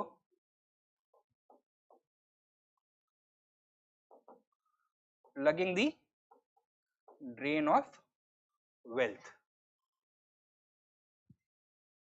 How did they plug the drain of wealth? To the conquest of Bengal.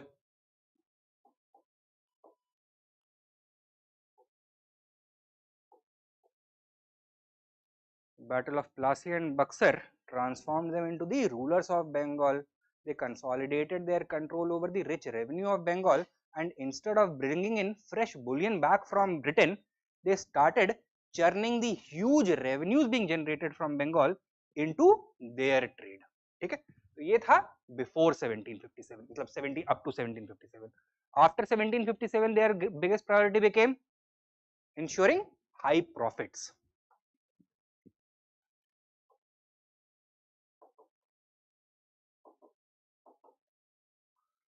And profits को इंक्रीज अगर करना है तो कैसे कर सकते हैं? या तो दाम बढ़ा दीजिए या फिर खर्चे कम कर दीजिए. दाम बढ़ाने से क्या नुकसान होगा? डिमांड कम हो सकती है. तो बेटर इज कि मेक योर एक्सपेंडिचर लोअर. अब एक्सपेंडिचर लोअर कब हो सकता है? जब खूब सारे वॉर्स लड़ो या जब कोई वॉर्स ना लड़ो. कोई वॉर ना लड़ो. तो following this they followed a policy of political non intervention. ठीक है, तो बिफोर 1750 और बिफोर 1813 यहां तक ये होगा और उसके बाद ये होगा 1757 अप टू 1813. ठीक, then coming to the industrial phase, that means the industrial revolution which had started around the 1760s had matured to that stage that it was now emerging as the main contributor to the British economy rather than mercantilist activities. तो यानी कि company का stock अब नीचे जा रहा था, industries का स्टॉक अब ऊपर जा रहा था. तो अब ब्रिटेन को अगर अपनी इंडस्ट्रीज के इंटरेस्ट को फुलफिल करना है, what would they be required to do? They would require to ensure a regular supply of raw material and access to a completely captive market जहां पर कोई और प्लेयर ना एग्जिस्ट करे. ठीक है, तो raw material and market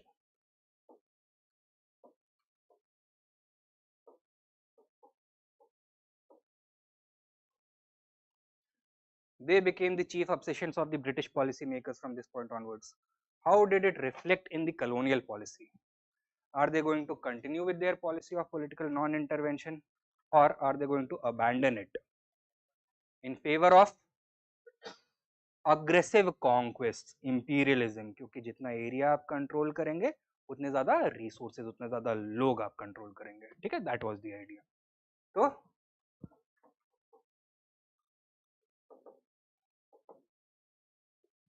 imperialism.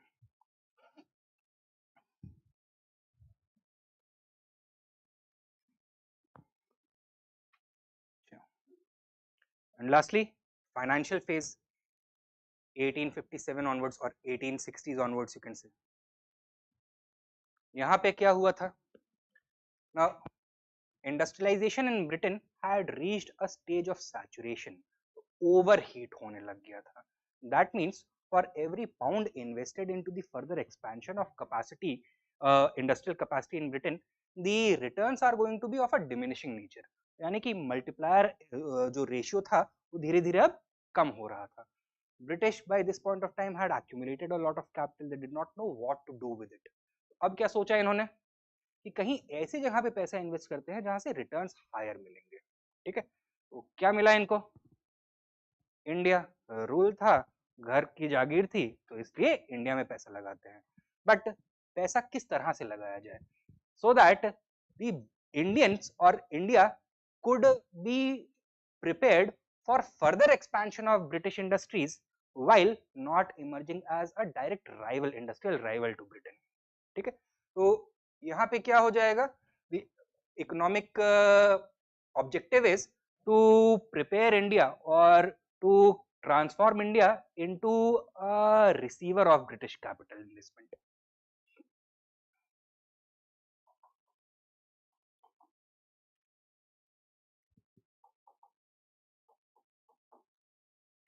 So they thought of investing money in those sectors which are going to make the extraction of raw material and the saturation of Indian markets with British products more efficient. जैसे कि ports, railways, other connectivity infrastructure, mines में, plantations में, यहाँ पे अब British investment आने लग जाएगा. ठीक है. Now, to ensure that people of Britain or the wealthy people, industries of Britain who have this accumulated capital are actually attracted to India, political policy यही रहेगा या इसको change करना पड़ेगा? Change करना पड़ेगा. इस policy का direct result क्या हुआ था? Great Revolt of 1857. Would the British capital ever come to India if it was always under the threat of a similar revolt? No. तो अब चीजों को stabilize करना था. So now what is going to happen? They are going to follow the policy of friendly integration.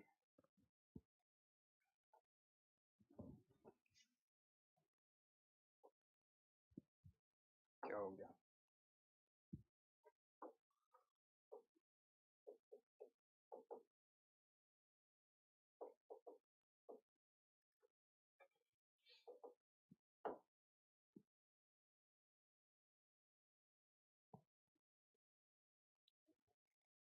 ठीक है, तो इस तरह से देख के क्या लग रहा है, कभी नरम कभी गरम, राइट? बेड के गलत साइड से उड़ गए तो गुस्सा आ गया तो इंपीरियलिज्म शुरू कर दिया, सही साइड से उड़ गए, मूड सही हो गया तो फ्रेंडली रिलेशंस परस्यू करने लग गए. तो it seems to be very, you can say, whimsical kind of policy, right? But ये रियलाइज करना जरूरी है कि ये केवल जिन है, राइट? और जिन की जान कहाँ पर है? इस मैना में है, राइट? तो रियल जो चाबी है वो इधर है, and this is only the manifestation, and thus we have been able to demonstrate what? That colonialism in India was primarily an economic phenomenon. ठीक है, that is what we are doing.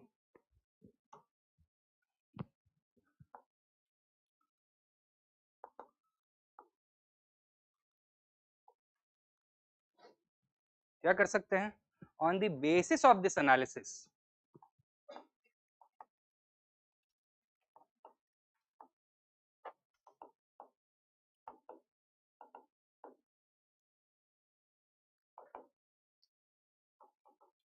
it becomes clear that British colonialism in India was in fact primarily an economic phenomenon, right? As the economic priorities of the British evolved, so did their colonial policy towards India and Indians. That is, yeah.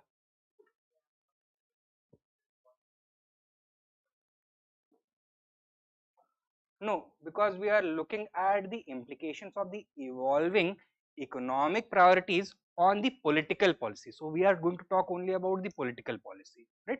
One way free trade, etc. They are going to become part of the economic policies of the British. So that is true, but not in this context. Okay? समझ में आया है? आगे चले? Next question. तो अभी तक advent of the Europeans, emergence of British imperialism, ये वाले questions थे. Now certain questions with regards to Indian response. 8, 9 and 10. 19th century Indian Renaissance was India's first step towards modernity. What were the objectives it sought to achieve? Number 9. In many ways, the 19th century social reformers were the real founding fathers of the modern Indian nation. And number 10. The idea of Akhand Bharat was India's response to European nationalism. Discuss critically. तो बताइए, ये वाले दोनों तो questions mirror images हैं, similar and inverted, right. यहाँ पे एक पर्सपेक्टिव से लिखना है, यहाँ पे उसी को दूसरे पर्सपेक्टिव से सारा इन्फॉर्मेशन देना है। तो I am going to discuss one of these. Would you like to attempt the other one और want me to discuss these directly? Attempt करोगे? ठीक है। And this third one, the idea of Akhand Bharat was India's response to European nationalism. Discuss critically. ये attempt करना है, ये नहीं करना है, तो ये वाला अटेम्प्ट कर लीजिए।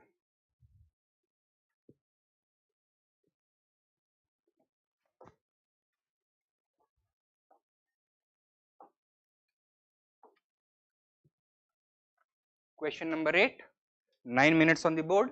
Your time starts now.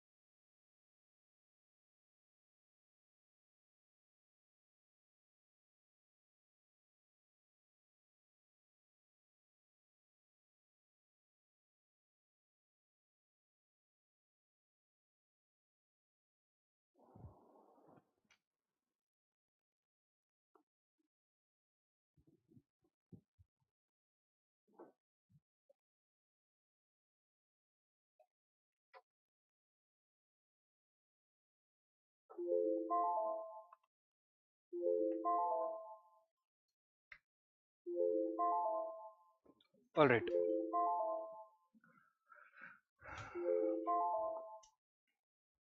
It's time. Question क्या था? The 19th century Indian Renaissance was the first step towards modernity. What were the objectives it sought to achieve?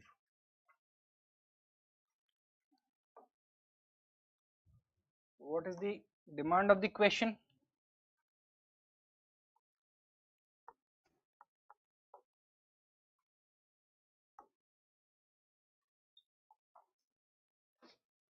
क्या बताना है? What were the objectives of the 19th century social religious reform movements?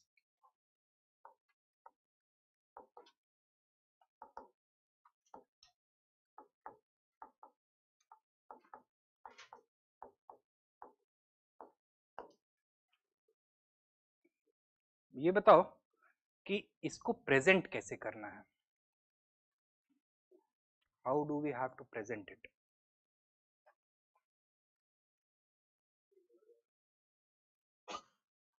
उसके ऊपर जो veneer चढ़ाना है, जो envelope, जिस एनवेलप में डालना है, what is the nature of that? What is the final objective that we are trying to fulfill? Yeah, कि how it was trying to modernize India. So we need to show through these objectives that these 19th century social reforms or Indian Renaissance was a modernizing force.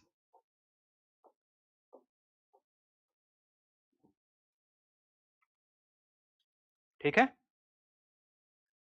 आओ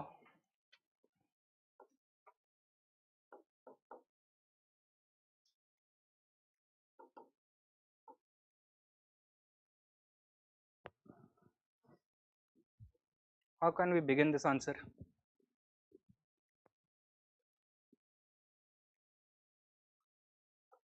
शुरुआत कैसे कर सकते हैं? Why we have to associate this 19th century Indian Renaissance with the process of modernization, and how to do that?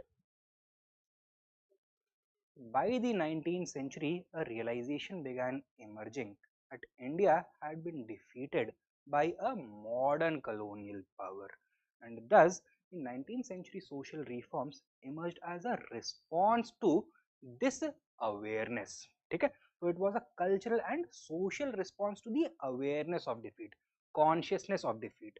तो diamond को काटने के लिए डायमंड चाहिए होता है. So their greater objective was to bring about a civilizational transformation from the medieval to the modern age. ठीक है?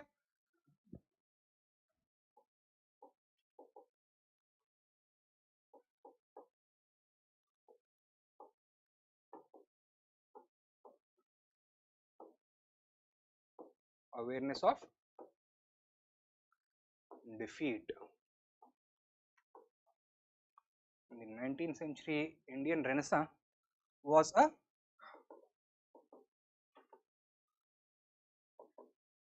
civilizational attempt at transformation from the medieval to the modern age,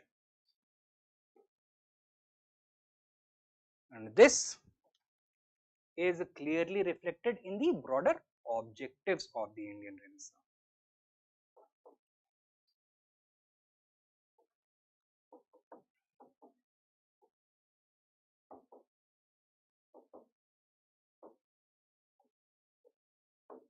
आगे क्या बताना है? What next?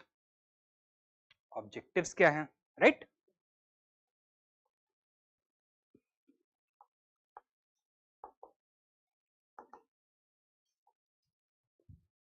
तो क्या क्या?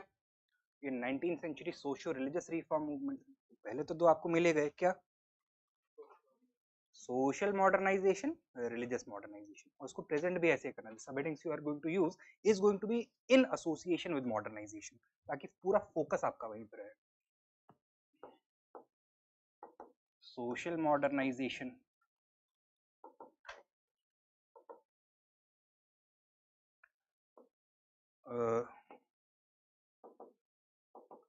religious modernization,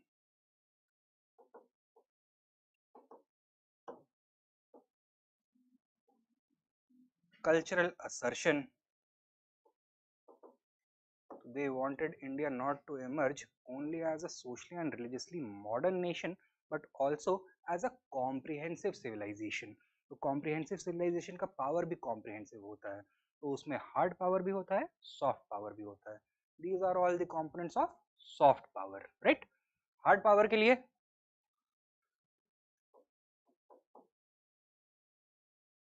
economic modernization,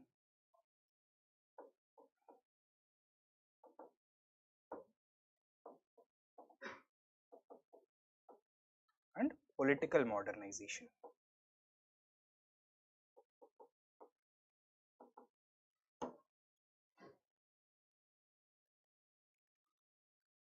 Further, India's century under British rule at this point of time, अभी एक century भी नहीं हुआ था पूरा, when the social religious reform movement started, was seen as a blight on the dignity of the Indian civilization as a whole. And therefore, एक response भी generate करना था. किसके against? West के against. West क्या बोल रहा था? We rule you because we deserve to rule you. We deserve to rule you because we are inherently superior. तो वो जो paradigm है ना, उसको डिकंस्ट्रक्ट करना था. तो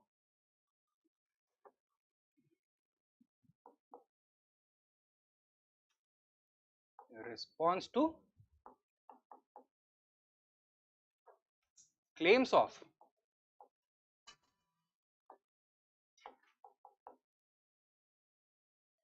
यूरोपियन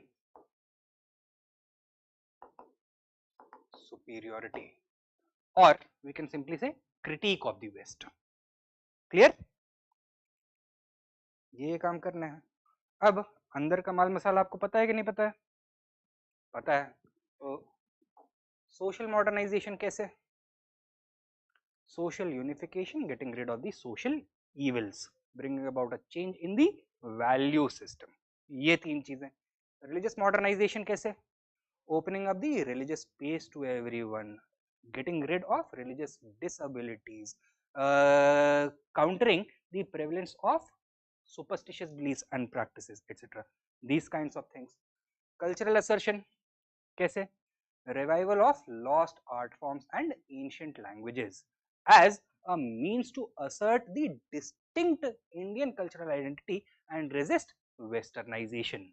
इंडिया अपने आप को व्हाइट वॉश होने से बचा ले, दैट वाज देयर ऑब्जेक्टिव. ठीक है. इकोनॉमिक मॉडर्नाइजेशन, यहाँ पे आइडियाज क्या दिखेंगे आपको? The economic ideas advocacy of people such as Raja Ram Mohan Roy, Sir Syed, और मे बी इवन दादा भाई नारोजी. तो ये क्या फेवर कर रहे थे? Reduction in land revenue, abolition of zamindari system, the creation of और industrialization of India through the investment of Indian capital rather than British capital. These kinds of things they were asking for, and यही demands आगे जाकर के कौन raise करेंगे? National movement में जो moderates हैं वो रेज करेंगे. they anticipated the economic vision of modern India as well, right? Political modernization कैसे? once again वो जो मॉडरेट्स के डिमांड्स थे उन्होंने once again anticipate कर लिए थे. and critique of European superiority, not only the European economy but also claims to European superiority. ये दिखाएंगे कि in what ways India has always been superior to the West. For example, when it comes to the spiritual phase, philosophy, etc. यहाँ पे हमेशा हम superior रहे हैं. They are also going to counter claims that India was never a civilization to begin with. हमेशा से ही जंगली थे, आज भी जंगली ही हैं. Therefore, they need the tutelage of a strong white man in order to remain on the path of progressive civilization. तो ये काउंटर करने के लिए क्या बोलेंगे ये कि भाई they are going to unearth the glorious episodes of the Indian past. So investigation into Indian history as well. That is what they are going to undertake. Is this clear? What is the conclusion that we can draw?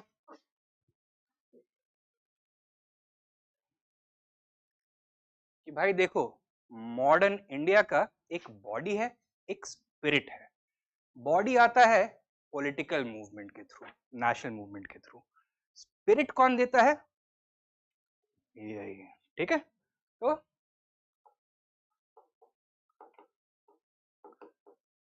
the inanimate body of India of the future was animated by the spirit that was the 19th century Renaissance.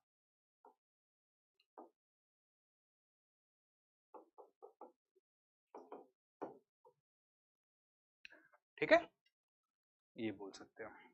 या which statement?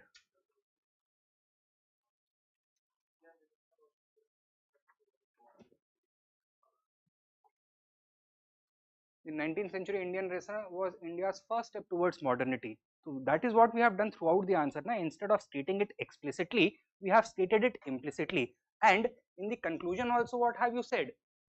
Not simply the spirit of India, the spirit of modern India. So that has been already incorporated. ठीक है? So some things are better left unsaid. बिना कहे बोलना चाहिए. So that is what we're doing. Right. Next question. In many ways, 19th century social reformers were the real founding fathers of the modern Indian nation. Discuss.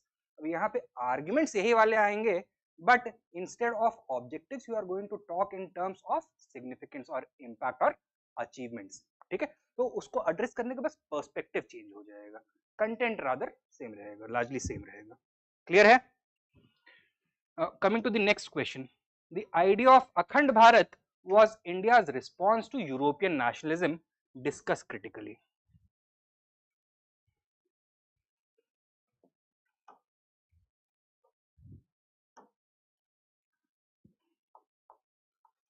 What is the demand of this question?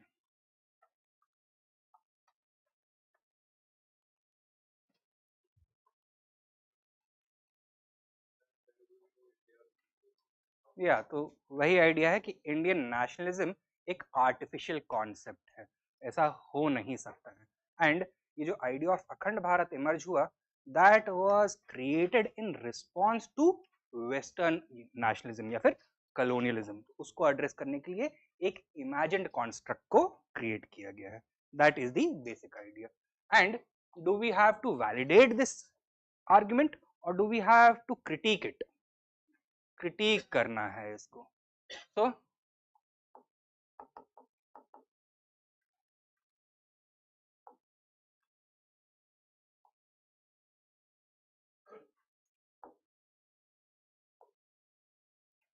critically analyze whether Indian nationalism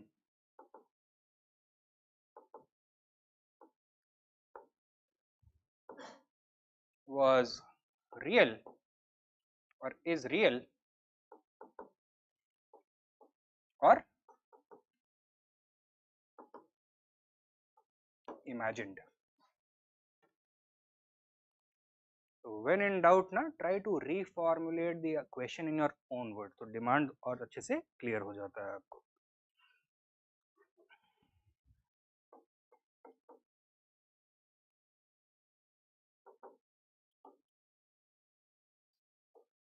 introduction. अब यहाँ पे आपके पास एक opportunity होगा scholarly opening देने का, क्योंकि जो जहाँ से ये कॉन्सेप्ट उठाया गया है of India being an imagined nation, वो क्या है?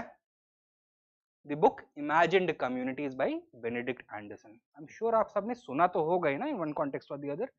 तो वो आप चाहो तो वहां से उठा सकते हो. अगर नहीं पता है तो कैसे करें मैं बताता हूँ. That some scholars do not consider India to be a nation in the true sense.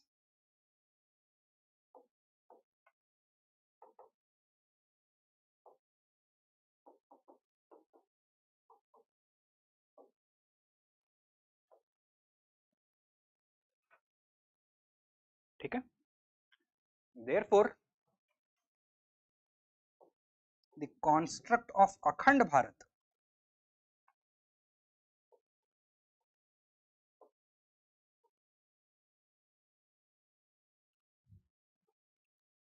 has neither historicity nor validity.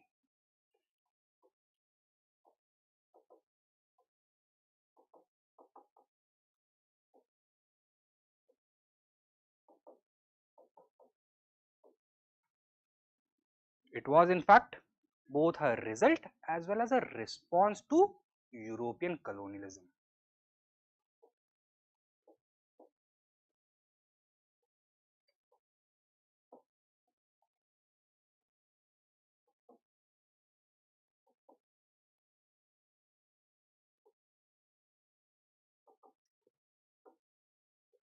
This is the end of your introduction.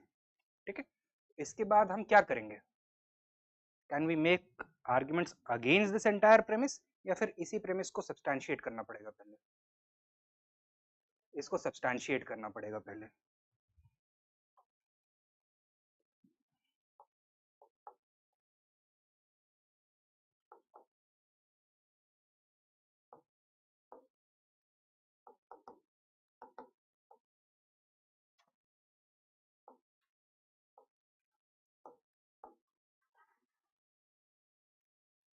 यहाँ पे अखंड Bharat when we are writing ना, it is actually a proxy of Indian nationalism. ठीक है, अखंड भारत उसका हमारा aspirational manifestation है Indian nationalism का. When we are saying अखंड Bharat, we actually mean Indian nationalism. तो अखंड Bharat as an imaginary phenomenon मतलब Indian nationalism as an imaginary phenomenon. बताइए किस बेसिस पे किया है इन्होंने ये argument? They have clearly defined the standards for true nationhood.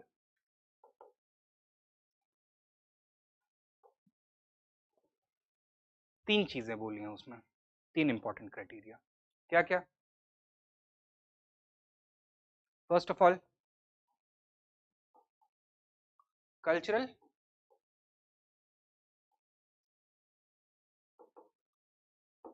homogeneity. Second,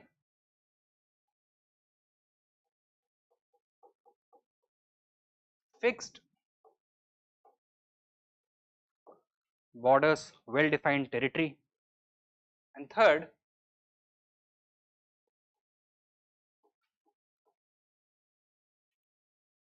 absolute sovereignty of the government over this entire territory and over all the people residing within it. ठीक है, इसके बेसिस पे क्या बोला है? At any stage in history has India ever fulfilled any of these criteria? Can it be defined as a culturally homogeneous land or as a multi-diverse land? Multi-diverse land with multiple dimensions of diversity. तो religious diversity है, linguistic diversity है, in fact cultural diversity भी है, geographical diversity भी है, climatic diversity भी है and political diversity भी रही है. ठीक है, तो cultural diversity.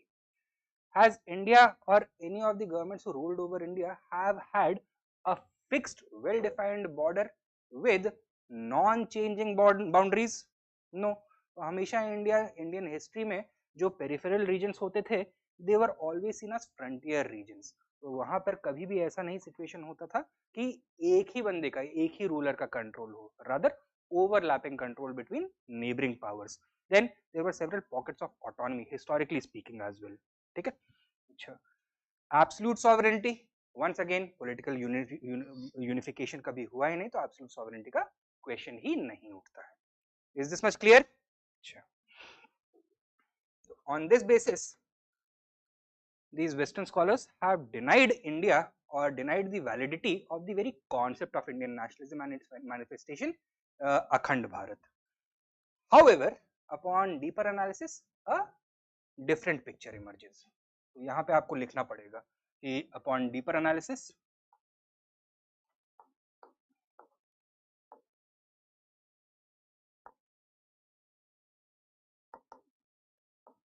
a different picture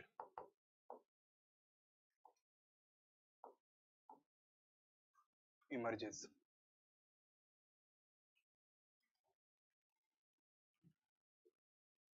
क्या?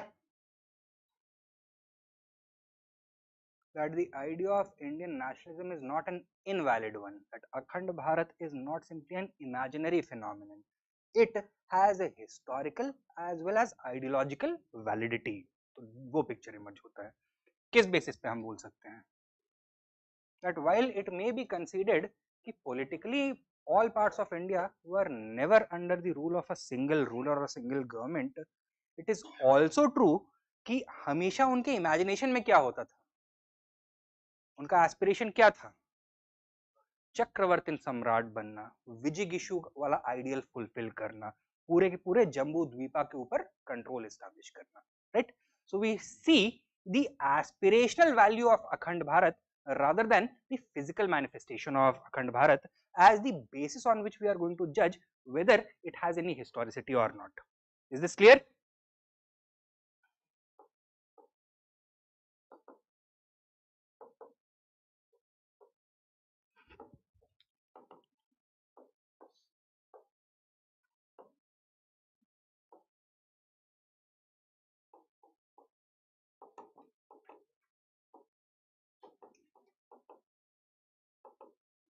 Aspirations of universal rule and political unification.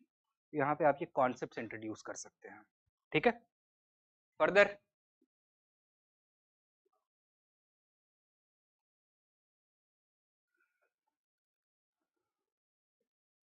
while Western scholars note only the diversity of India's culture and they say that India at best is a geographical entity with multiple nationalities living within.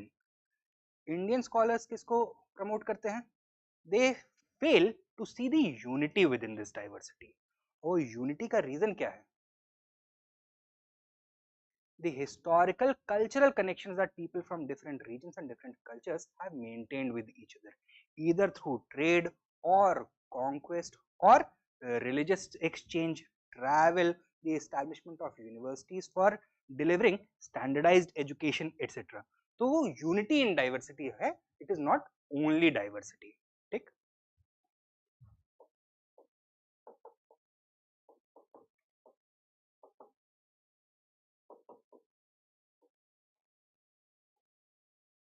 Thirdly, जो अखंड भारत है as a concept, when was it formulated?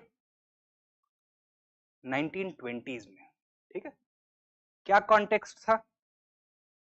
Prajamandal movements का emergence हो रहा था. बताएं क्या है ये प्रजामंडल मूवमेंट्स? तो these were political movements that were in favor of the unification of the whole of India, British India as well as princely India under one common flag. Was it under the British flag or the flag of independent India? Independent India. So they wanted both unification as well as independence.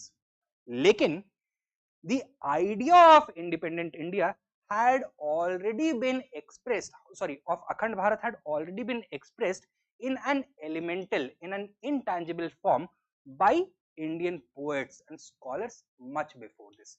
For example, Rabindranath Tagore composed a very famous poem in Sanskrit in 1905.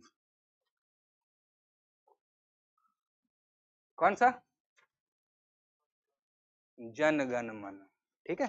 And वहां पे क्या बोला इन्होंने? 1905 या 1911 I think, एक बार confusion है, don't quote the year, in fact answer में भी ईयर लिखने की जरूरत नहीं है, तो बोल सकते हो मच बिफोर दिस, ठीक है? यहाँ पे इंडिया के कौन कौन से फिजिकल डिविजन्स को बताया है इन्होंने? पंजाब, सिंध, गुजरात, मराठा, द्राविड़, उत्कल, बंगा, राइट? ये सब बताया ना, विंध्य, हिमाचल, यमुना, गंगा. तो all these were part of his imagination of Akhand Bharat. तो इसमें प्रिंसली इंडिया भी था और ब्रिटिश इंडिया भी था.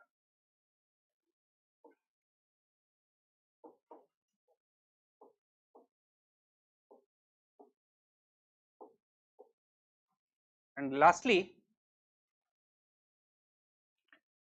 there is a very valid point and a very strong argument that Indian scholars have started making कि भाई कौन मर गया था और वेस्टर्न स्कॉलर्स को वसीयत में लिख के दे दिया था कि तुम डिसाइड करोगे कि नेशनलिज्म के फीचर्स क्या होंगे, राइट?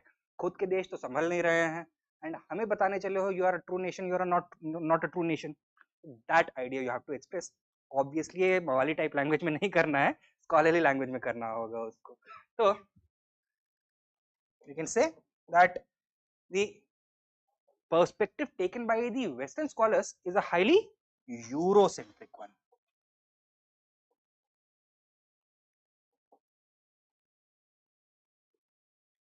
Eurocentric perspective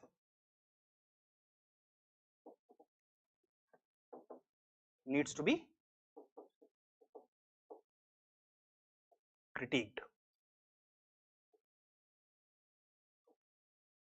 क्या बोल सकते हैं that it reeks of the stench of scholarly या फिर intellectual arrogance and completely ignores the fact that civilizations situated differently, undergoing different historical experiences, are expected to produce different historical results. तो हर जगह पर political development का same pattern नहीं हो सकता, it is necessarily going to be different. और अगर कहीं पे similarity दिख रही है ना, तो that is the exception rather than the norm. इन्होंने क्या किया है, उल्टी गंगा बहाने की कोशिश करी है, एकदम उल्टा बोला है इन्होंने कि अगर नेशन है तो जैसे हम बता रहे हैं, जैसे हम नेशन फॉर्मेशन हुआ था वैसे ही इंडिया में होना चाहिए। That is not going to fulfil the criteria for India. India has its own criteria for nation. That is the idea that we are trying to say convey. Clear है? And how to conclude the answer?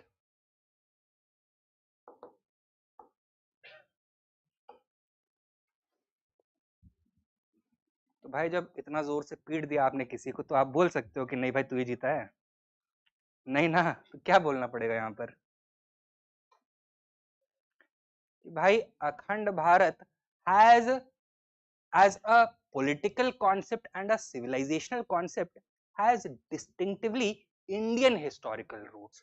ये हमारे ether में always present था. It is only in the context of, और अगर उसका European colonialism से कोई association है तो it is only that it was expressed finally in the form of a physical map in response to European colonialism. लेकिन हमेशा से पहले intangibly exist करता था. तो it always existed.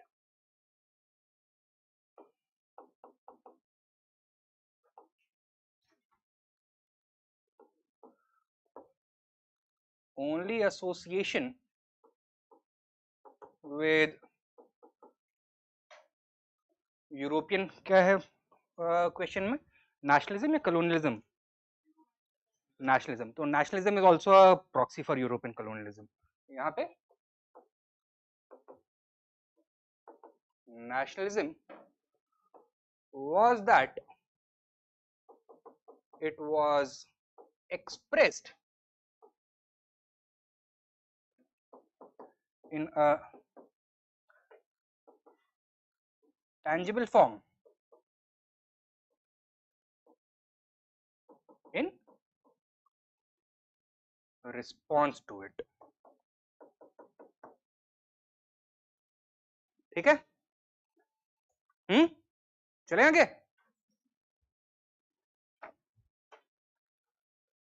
अगला सवाल. The permanent settlement of 1793 had lofty objectives but was bound to fail. Discuss. तो ये डिस्कस करवाने की जरूरत है? तो बता दो broadly. What are the demands of the question?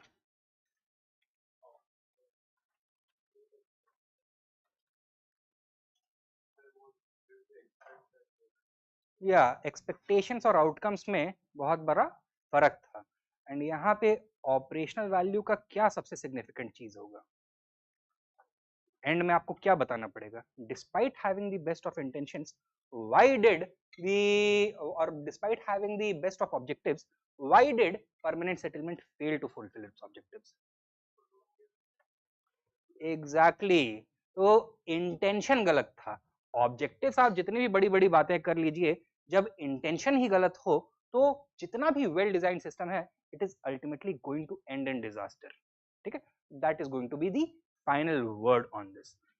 Objectives केवल बड़े होने से आपका रिजल्ट भी बढ़िया हो उसका अश्योरेंस नहीं मिल सकता है. राइट? उसके पीछे आपका इंटेंशन, आपकी सीरियसनेस भी उतनी ही होनी चाहिए. That is what we have to showcase.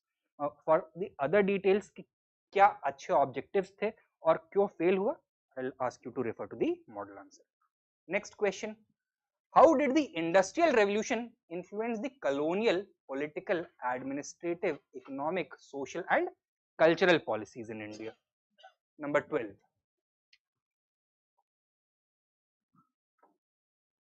So,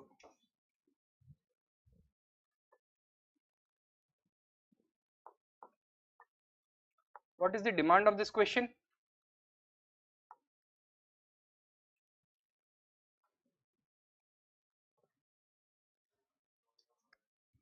बहुत सेल्फ एविडेंट है क्वेश्चन, एकदम क्लियरली पूछ रहा है कि इंडस्ट्रियल रेवोल्यूशन का कॉलोनियल पॉलिसी के ऊपर, अलग अलग डायमेंशंस कॉलोनियल पॉलिसी हैं, इसके ऊपर इम्पैक्ट क्या पड़ता है.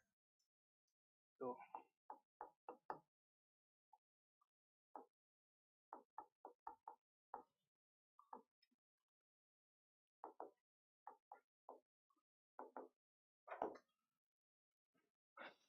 कौन कौन से डायमेंशंस? वही 5 dimensions, beginning with political policy. सबसे पहले यहाँ पे ही चेंज विजिबल होता है. देन इकोनॉमिक पॉलिसी या फिर administrative policy, then economic policy, then social policy, and finally cultural policy. So for every question ना, the order in which you are going to make these arguments वो change होता रहेगा, लेकिन dimensions largely same होते हैं. कहीं पे एक खत्म, एक आध नहीं होंगे, कहीं पे एक आध और आ जाएंगे. फॉर एग्जाम्पल पॉलिटिकल मिलिट्री वाले में स्ट्रेटेजिक टाइप क्वेश्चंस आ जाएंगे, इस तरह के डायमेंशंस आ जाते हैं. तो पॉलिटिकली क्या चेंज होता है? That we have already addressed. Age of imperialism begins.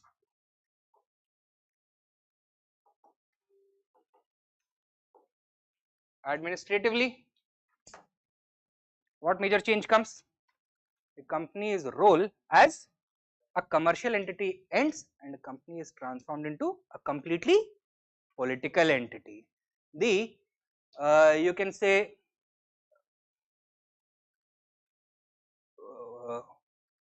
policy or the linkage between the home government and the company's government in India is going to be linked with a much stiffer rod. ठीक है, इसका मतलब जो वहां से push आएगा इधर भी सिमिलर चेंज होंगे, ऐसा अलग अलग नहीं चलने वाला है. ठीक है, तो दो चीजें क्या क्या? First of all political transformation, that is end of commercial role,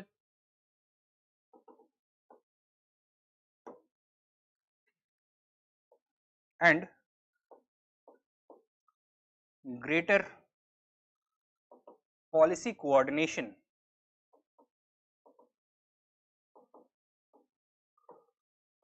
with the home government. ठीक है, फर्दर एक और मेजर चेंज देखने के लिए मिलेगा. क्या कि अब देखो एक आइडिया इमर्ज हो रहा था, if India is to be transformed into a huge market for British goods, a number of changes need to be induced in India. Socially, India has to be westernized, it has to be Christianized. Culturally, it has to be washed in the color of Britain. That was the idea that was emerging. और ये सब changes लाने के लिए what kind of a state did you need? A weak state that existed before this, or a super state that had the powers, the legitimacy and the sanction to induce these types of changes? Second वाला super state बनाना था. ठीक है, तो super state कैसे बना सकते हैं? Centralisation करके.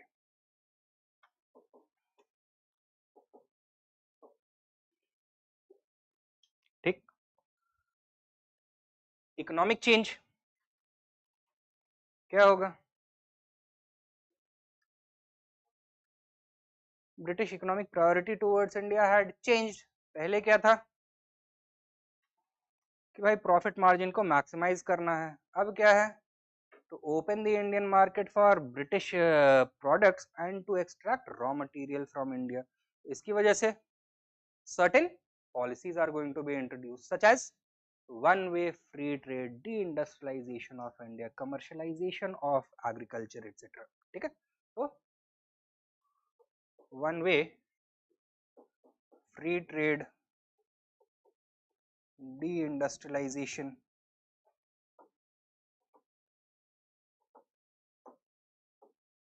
commercialization of agriculture, उसके मैनिफेस्टेशंस, डी अर्बनाइजेशन एक्सेट्रा, वो सब तो खैर उसके मैनिफेस्टेशंस होंगे, ये पॉलिसी लेवल पर चेंज आएगा। क्लियर है? सोशल चेंज,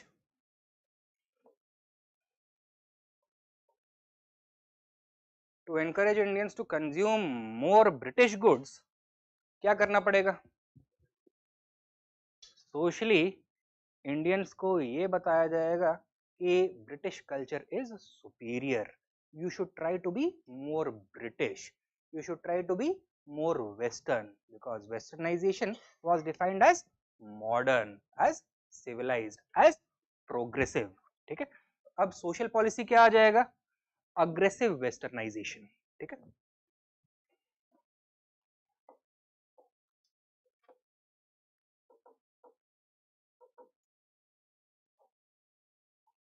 एंड अब भाई इतना ज्यादा एफर्ट डाल रहे हैं तो उसका कुछ विजिबल रिजल्ट भी होना चाहिए ना, तो क्या करती है सरकार when it is incapable of effecting real change? Law बना देती है कि देखो हमने लॉ तो बना दिया, ठीक, that is what they are also going to do. क्या करेंगे? Socio religious reforms through legislation, तो सोशल रिफॉर्म लेजिस्लेशन।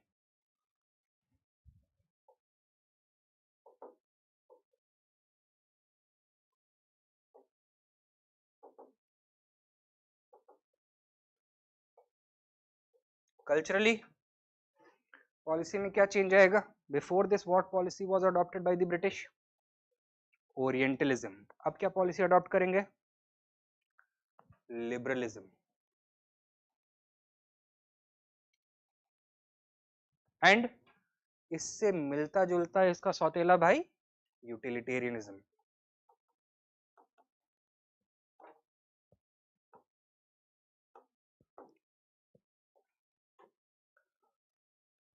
तो British liberals such as Lord Macaulay, they wanted to transform India into a monument of British liberalism. How to do that? By creating a super state। ठीक है, super state को create करके क्या करेंगे? Social religious reforms लेकर के आएंगे। Further, since imperialism was to be persecuted, तो aggressive wars had to be fought. अब ये ब्रिटिश एक्सपेंशनिज्म को कैसे जस्टिफाई किया जाए? बाय आर्ग्यूइंग दैट ब्रिटिश और Europeans are superior to Indians in all ways. They are the master race, Indians are the inferior race. Indians are inherently and have always been uncivilized.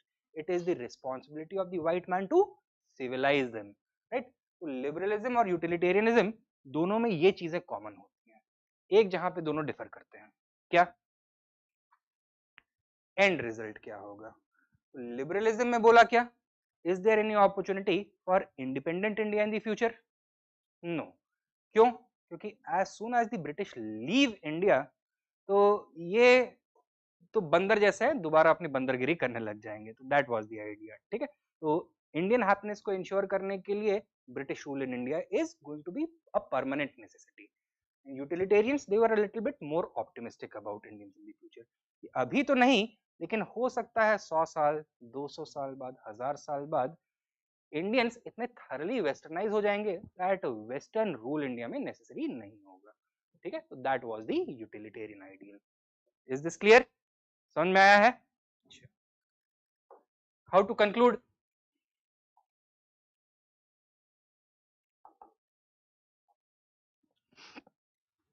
Just think about the time period associated with industrial phase of capitalism, of colonialism।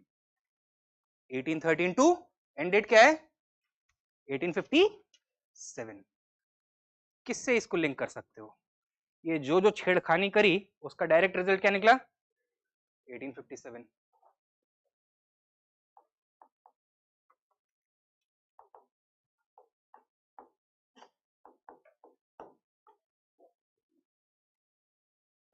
ठीक है, इसके बाद क्या होगा? Colonial policy फिर से it will undergo a major revision. तो चले थे इंडिया को चेंज करने, इंडिया ने चेंज कर दिया इन्हें, right? That is the idea. Clear है?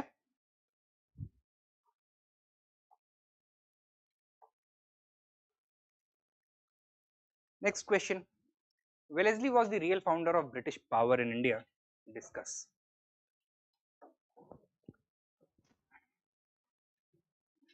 अच्छा, दो सवाल हैं। Wellesley was the real founder of British power in India. Discuss. And in many ways, Dalhousie was the builder of modern India. Would you like to write one of them? कौन सा वाला लिखोगे? डलहौजी वाला लिखोगे? चलो पहले फिर ये डिस्कस कर लेते हैं, लास्ट में डलहौजी वाला लिख लेना।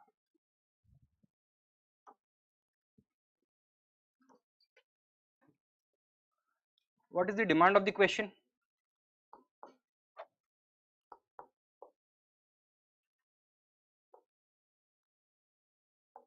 We have to highlight the contributions made by Wellesley in empire building in India. ठीक है?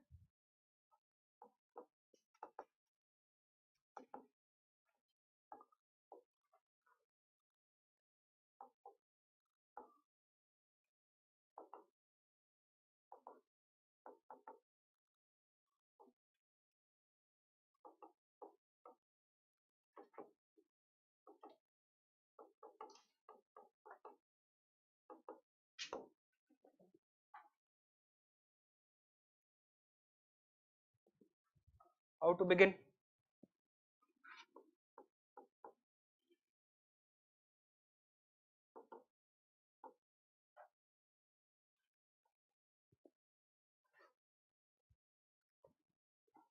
कैसे कर सकते हैं? At Wellesley's tenure 1789 sorry 1798 to 1805, अगर याद नहीं है तो कोई लिखने की जरूरत नहीं है, याद है तो लिख सकते हो। Wellesley's tenure resulted in the transformation of the power dynamic in India. Not only did he completely transform India's political map, but the power structure as well, placing the British at the top of the power hierarchy in India. तो ये कर सकते हो।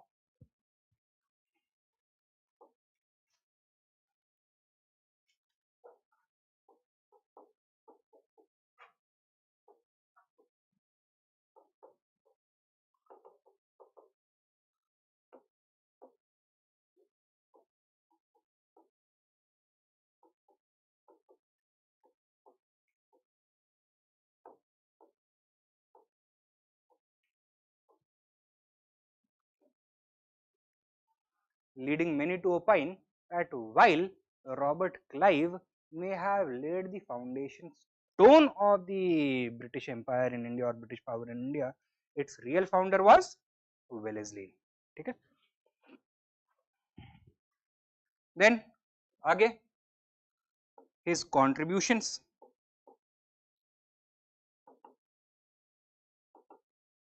to British imperial expansion. क्या क्या किया इसने? Major wars and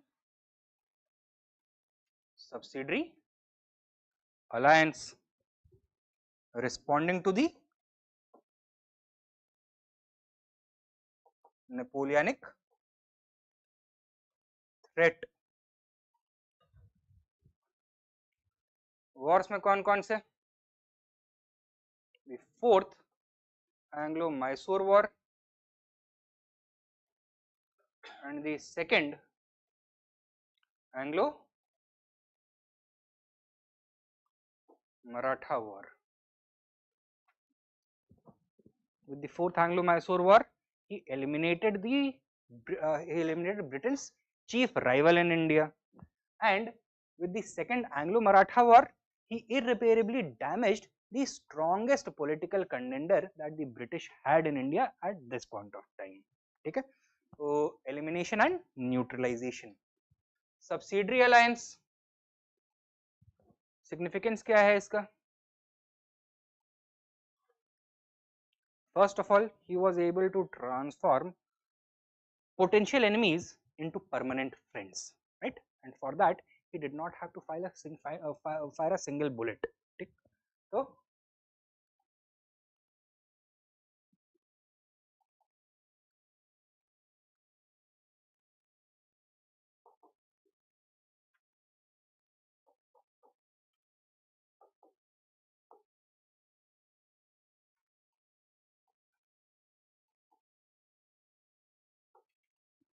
one of the terms of the treaty was that whatever Indian subsidiary ally would be there, they would have to host a British subsidiary force in their territory. खर्चा कौन उठाएगा?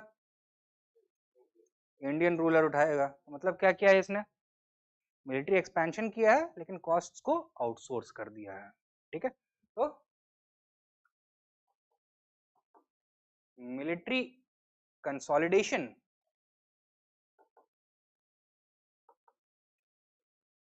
at no additional cost.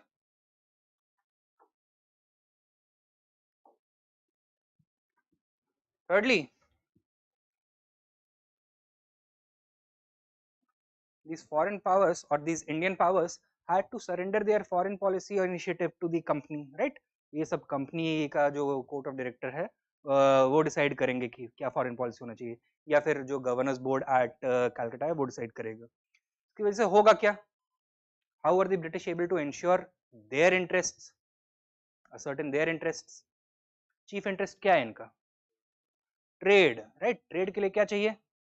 Political stability चाहिए. अगर Indian rulers एक दूसरे से लड़ेंगे नहीं, things are going to remain stable. Insured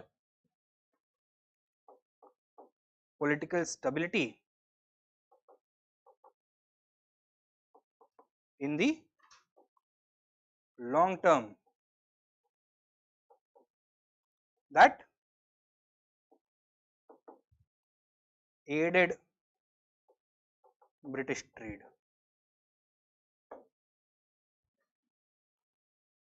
ठीक है, फर्दर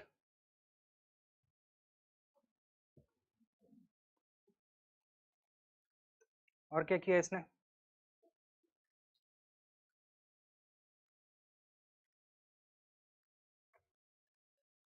तो आप लोगों के भी फ्रेंड सर्कल में एक लड़का ऐसा होता होगा इस पर सब लड़कियां मरती हैं, राइट? तो इसने वही काम किया. He brought about such a transformation in the political, you can say, map of India, that जो इसके potential rivals थे ना, जिन्होंने subsidiary alliance नहीं accept किया, they were stripped of all possible allies as well. ठीक है, उनके साथ कोई नहीं आएगा अब से अंग्रेजों के खिलाफ लड़ने के लिए. क्यों? Because the British offered a better deal. They all went and got attached to the British. ठीक है, तो stripped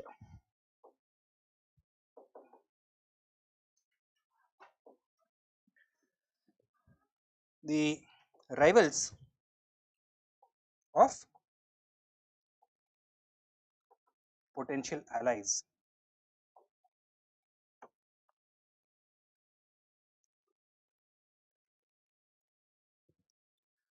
ठीक है, and then what happened within these states internally? What were the terms of the treaty of the subsidiary alliance? That company is going to intercede whenever they are attacked from external forces or when their rule is threatened with internal rebellion, right? ये सुना है, आग को पानी का भय हमेशा बना रहना चाहिए. So if the Indian rulers are the आग in this case and the popular sentiment is the पानी, तो अब क्या होगा? आग को कभी बुझने का थ्रेट फील भी होगा? नहीं होगा. क्यों? क्योंकि the British are going to step in as soon as there is an internal rebellion. So what happened to the quality of administration and governance in the Indian princely states? Decline होगा, degrade होगा. जो rulers हैं they are not going to be very interested. In fact, they are going to progressively lose interest in ruling. And उनका role fulfil करने के लिए कौन step in करेगा? The over eager, over ambitious English residents in these states. So they are going to be ruling these Indian states and their people as the real rulers with the true rulers, as the true rulers with their apparent rulers acting only as proxies. Okay? And since this is not actually British territory, it is Indian territory, what can they do over here that they are not able to do in British India? British India में तो उनको कुछ commitments fulfil करने होंगे ना लोगों के towards कि हम ये सब चीजें लेकर के आ रहे हैं. Do they have any declared commitments towards the Indians living in the princely states? No. so they can be further exploited. ठीक है, तो created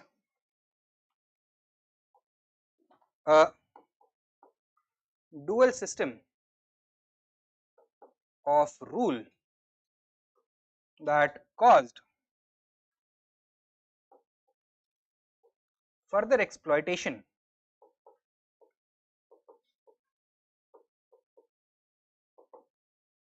to the advantage of the British. ठीक है, नेपोलियनिक थ्रेट इसको कैसे न्यूट्रलाइज किया इसने? The biggest rival of Napoleon in India, sorry, biggest rival of the British in India, Tipu Sultan. Tipu Sultan, a close ally of the French. Eliminating Tipu Sultan, it eliminated the watchtower that Napoleon had succeeded in establishing in India. ठीक है, तो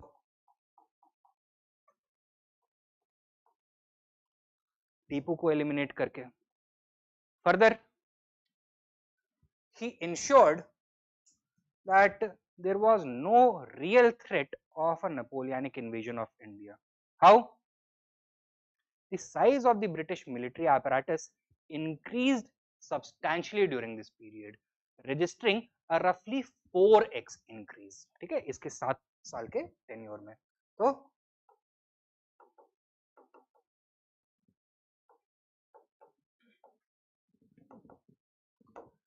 military expansion. Is this clear? This is how he is considered, or why he is considered the real founder of British power in India. How to conclude?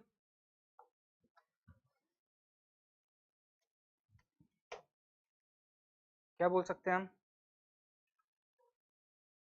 हम? Forward linkage किससे?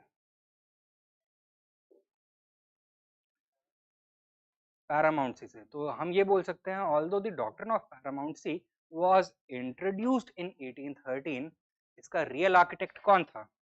It was Wellesley.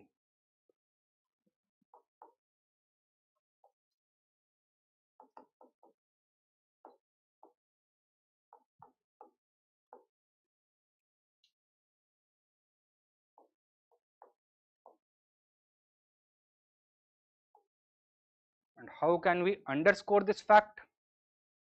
By giving a verbal description of the physical map of, or the political map of India before the beginning of Wellesley's tenure and at the end of Wellesley's tenure.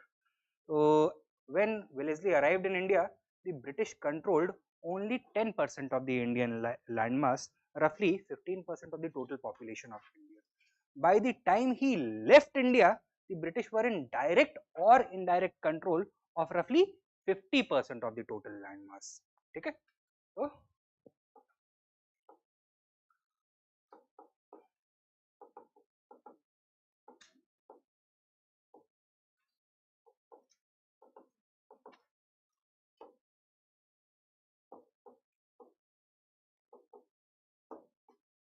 political map comparison before and after. Clear है? Last question. In many ways, Dalhousie was the builder of modern India. Discuss. This I am leaving up to you. इसको आप चाहें तो अभी बैठ के लिख सकते हैं या फिर घर जाके लिखिएगा. ठीक है. Next class also we are going to have similarly 14-15 questions. We are going to try to get through most of them. जो आसान वाले हैं, जो repeated हैं, उनको जैसे हमने आज ट्रीट किया है उसी तरह से ट्रीट करेंगे। I am going to leave them to you. जो जहाँ पे ज्यादा कंसेप्ट चाहिए, यहाँ पे जहाँ पे मैं आपको ऐसा इंस्ट्रक्ट कर सकूं कि आप ये एक टेक्निक यूज कर सकते हो to improve the quality of your answer, those ones we are going to focus upon more. ठीक है, समझ में आया है? Any doubts? नहीं? चले, कल मिले। ठीक है, thank you for your time.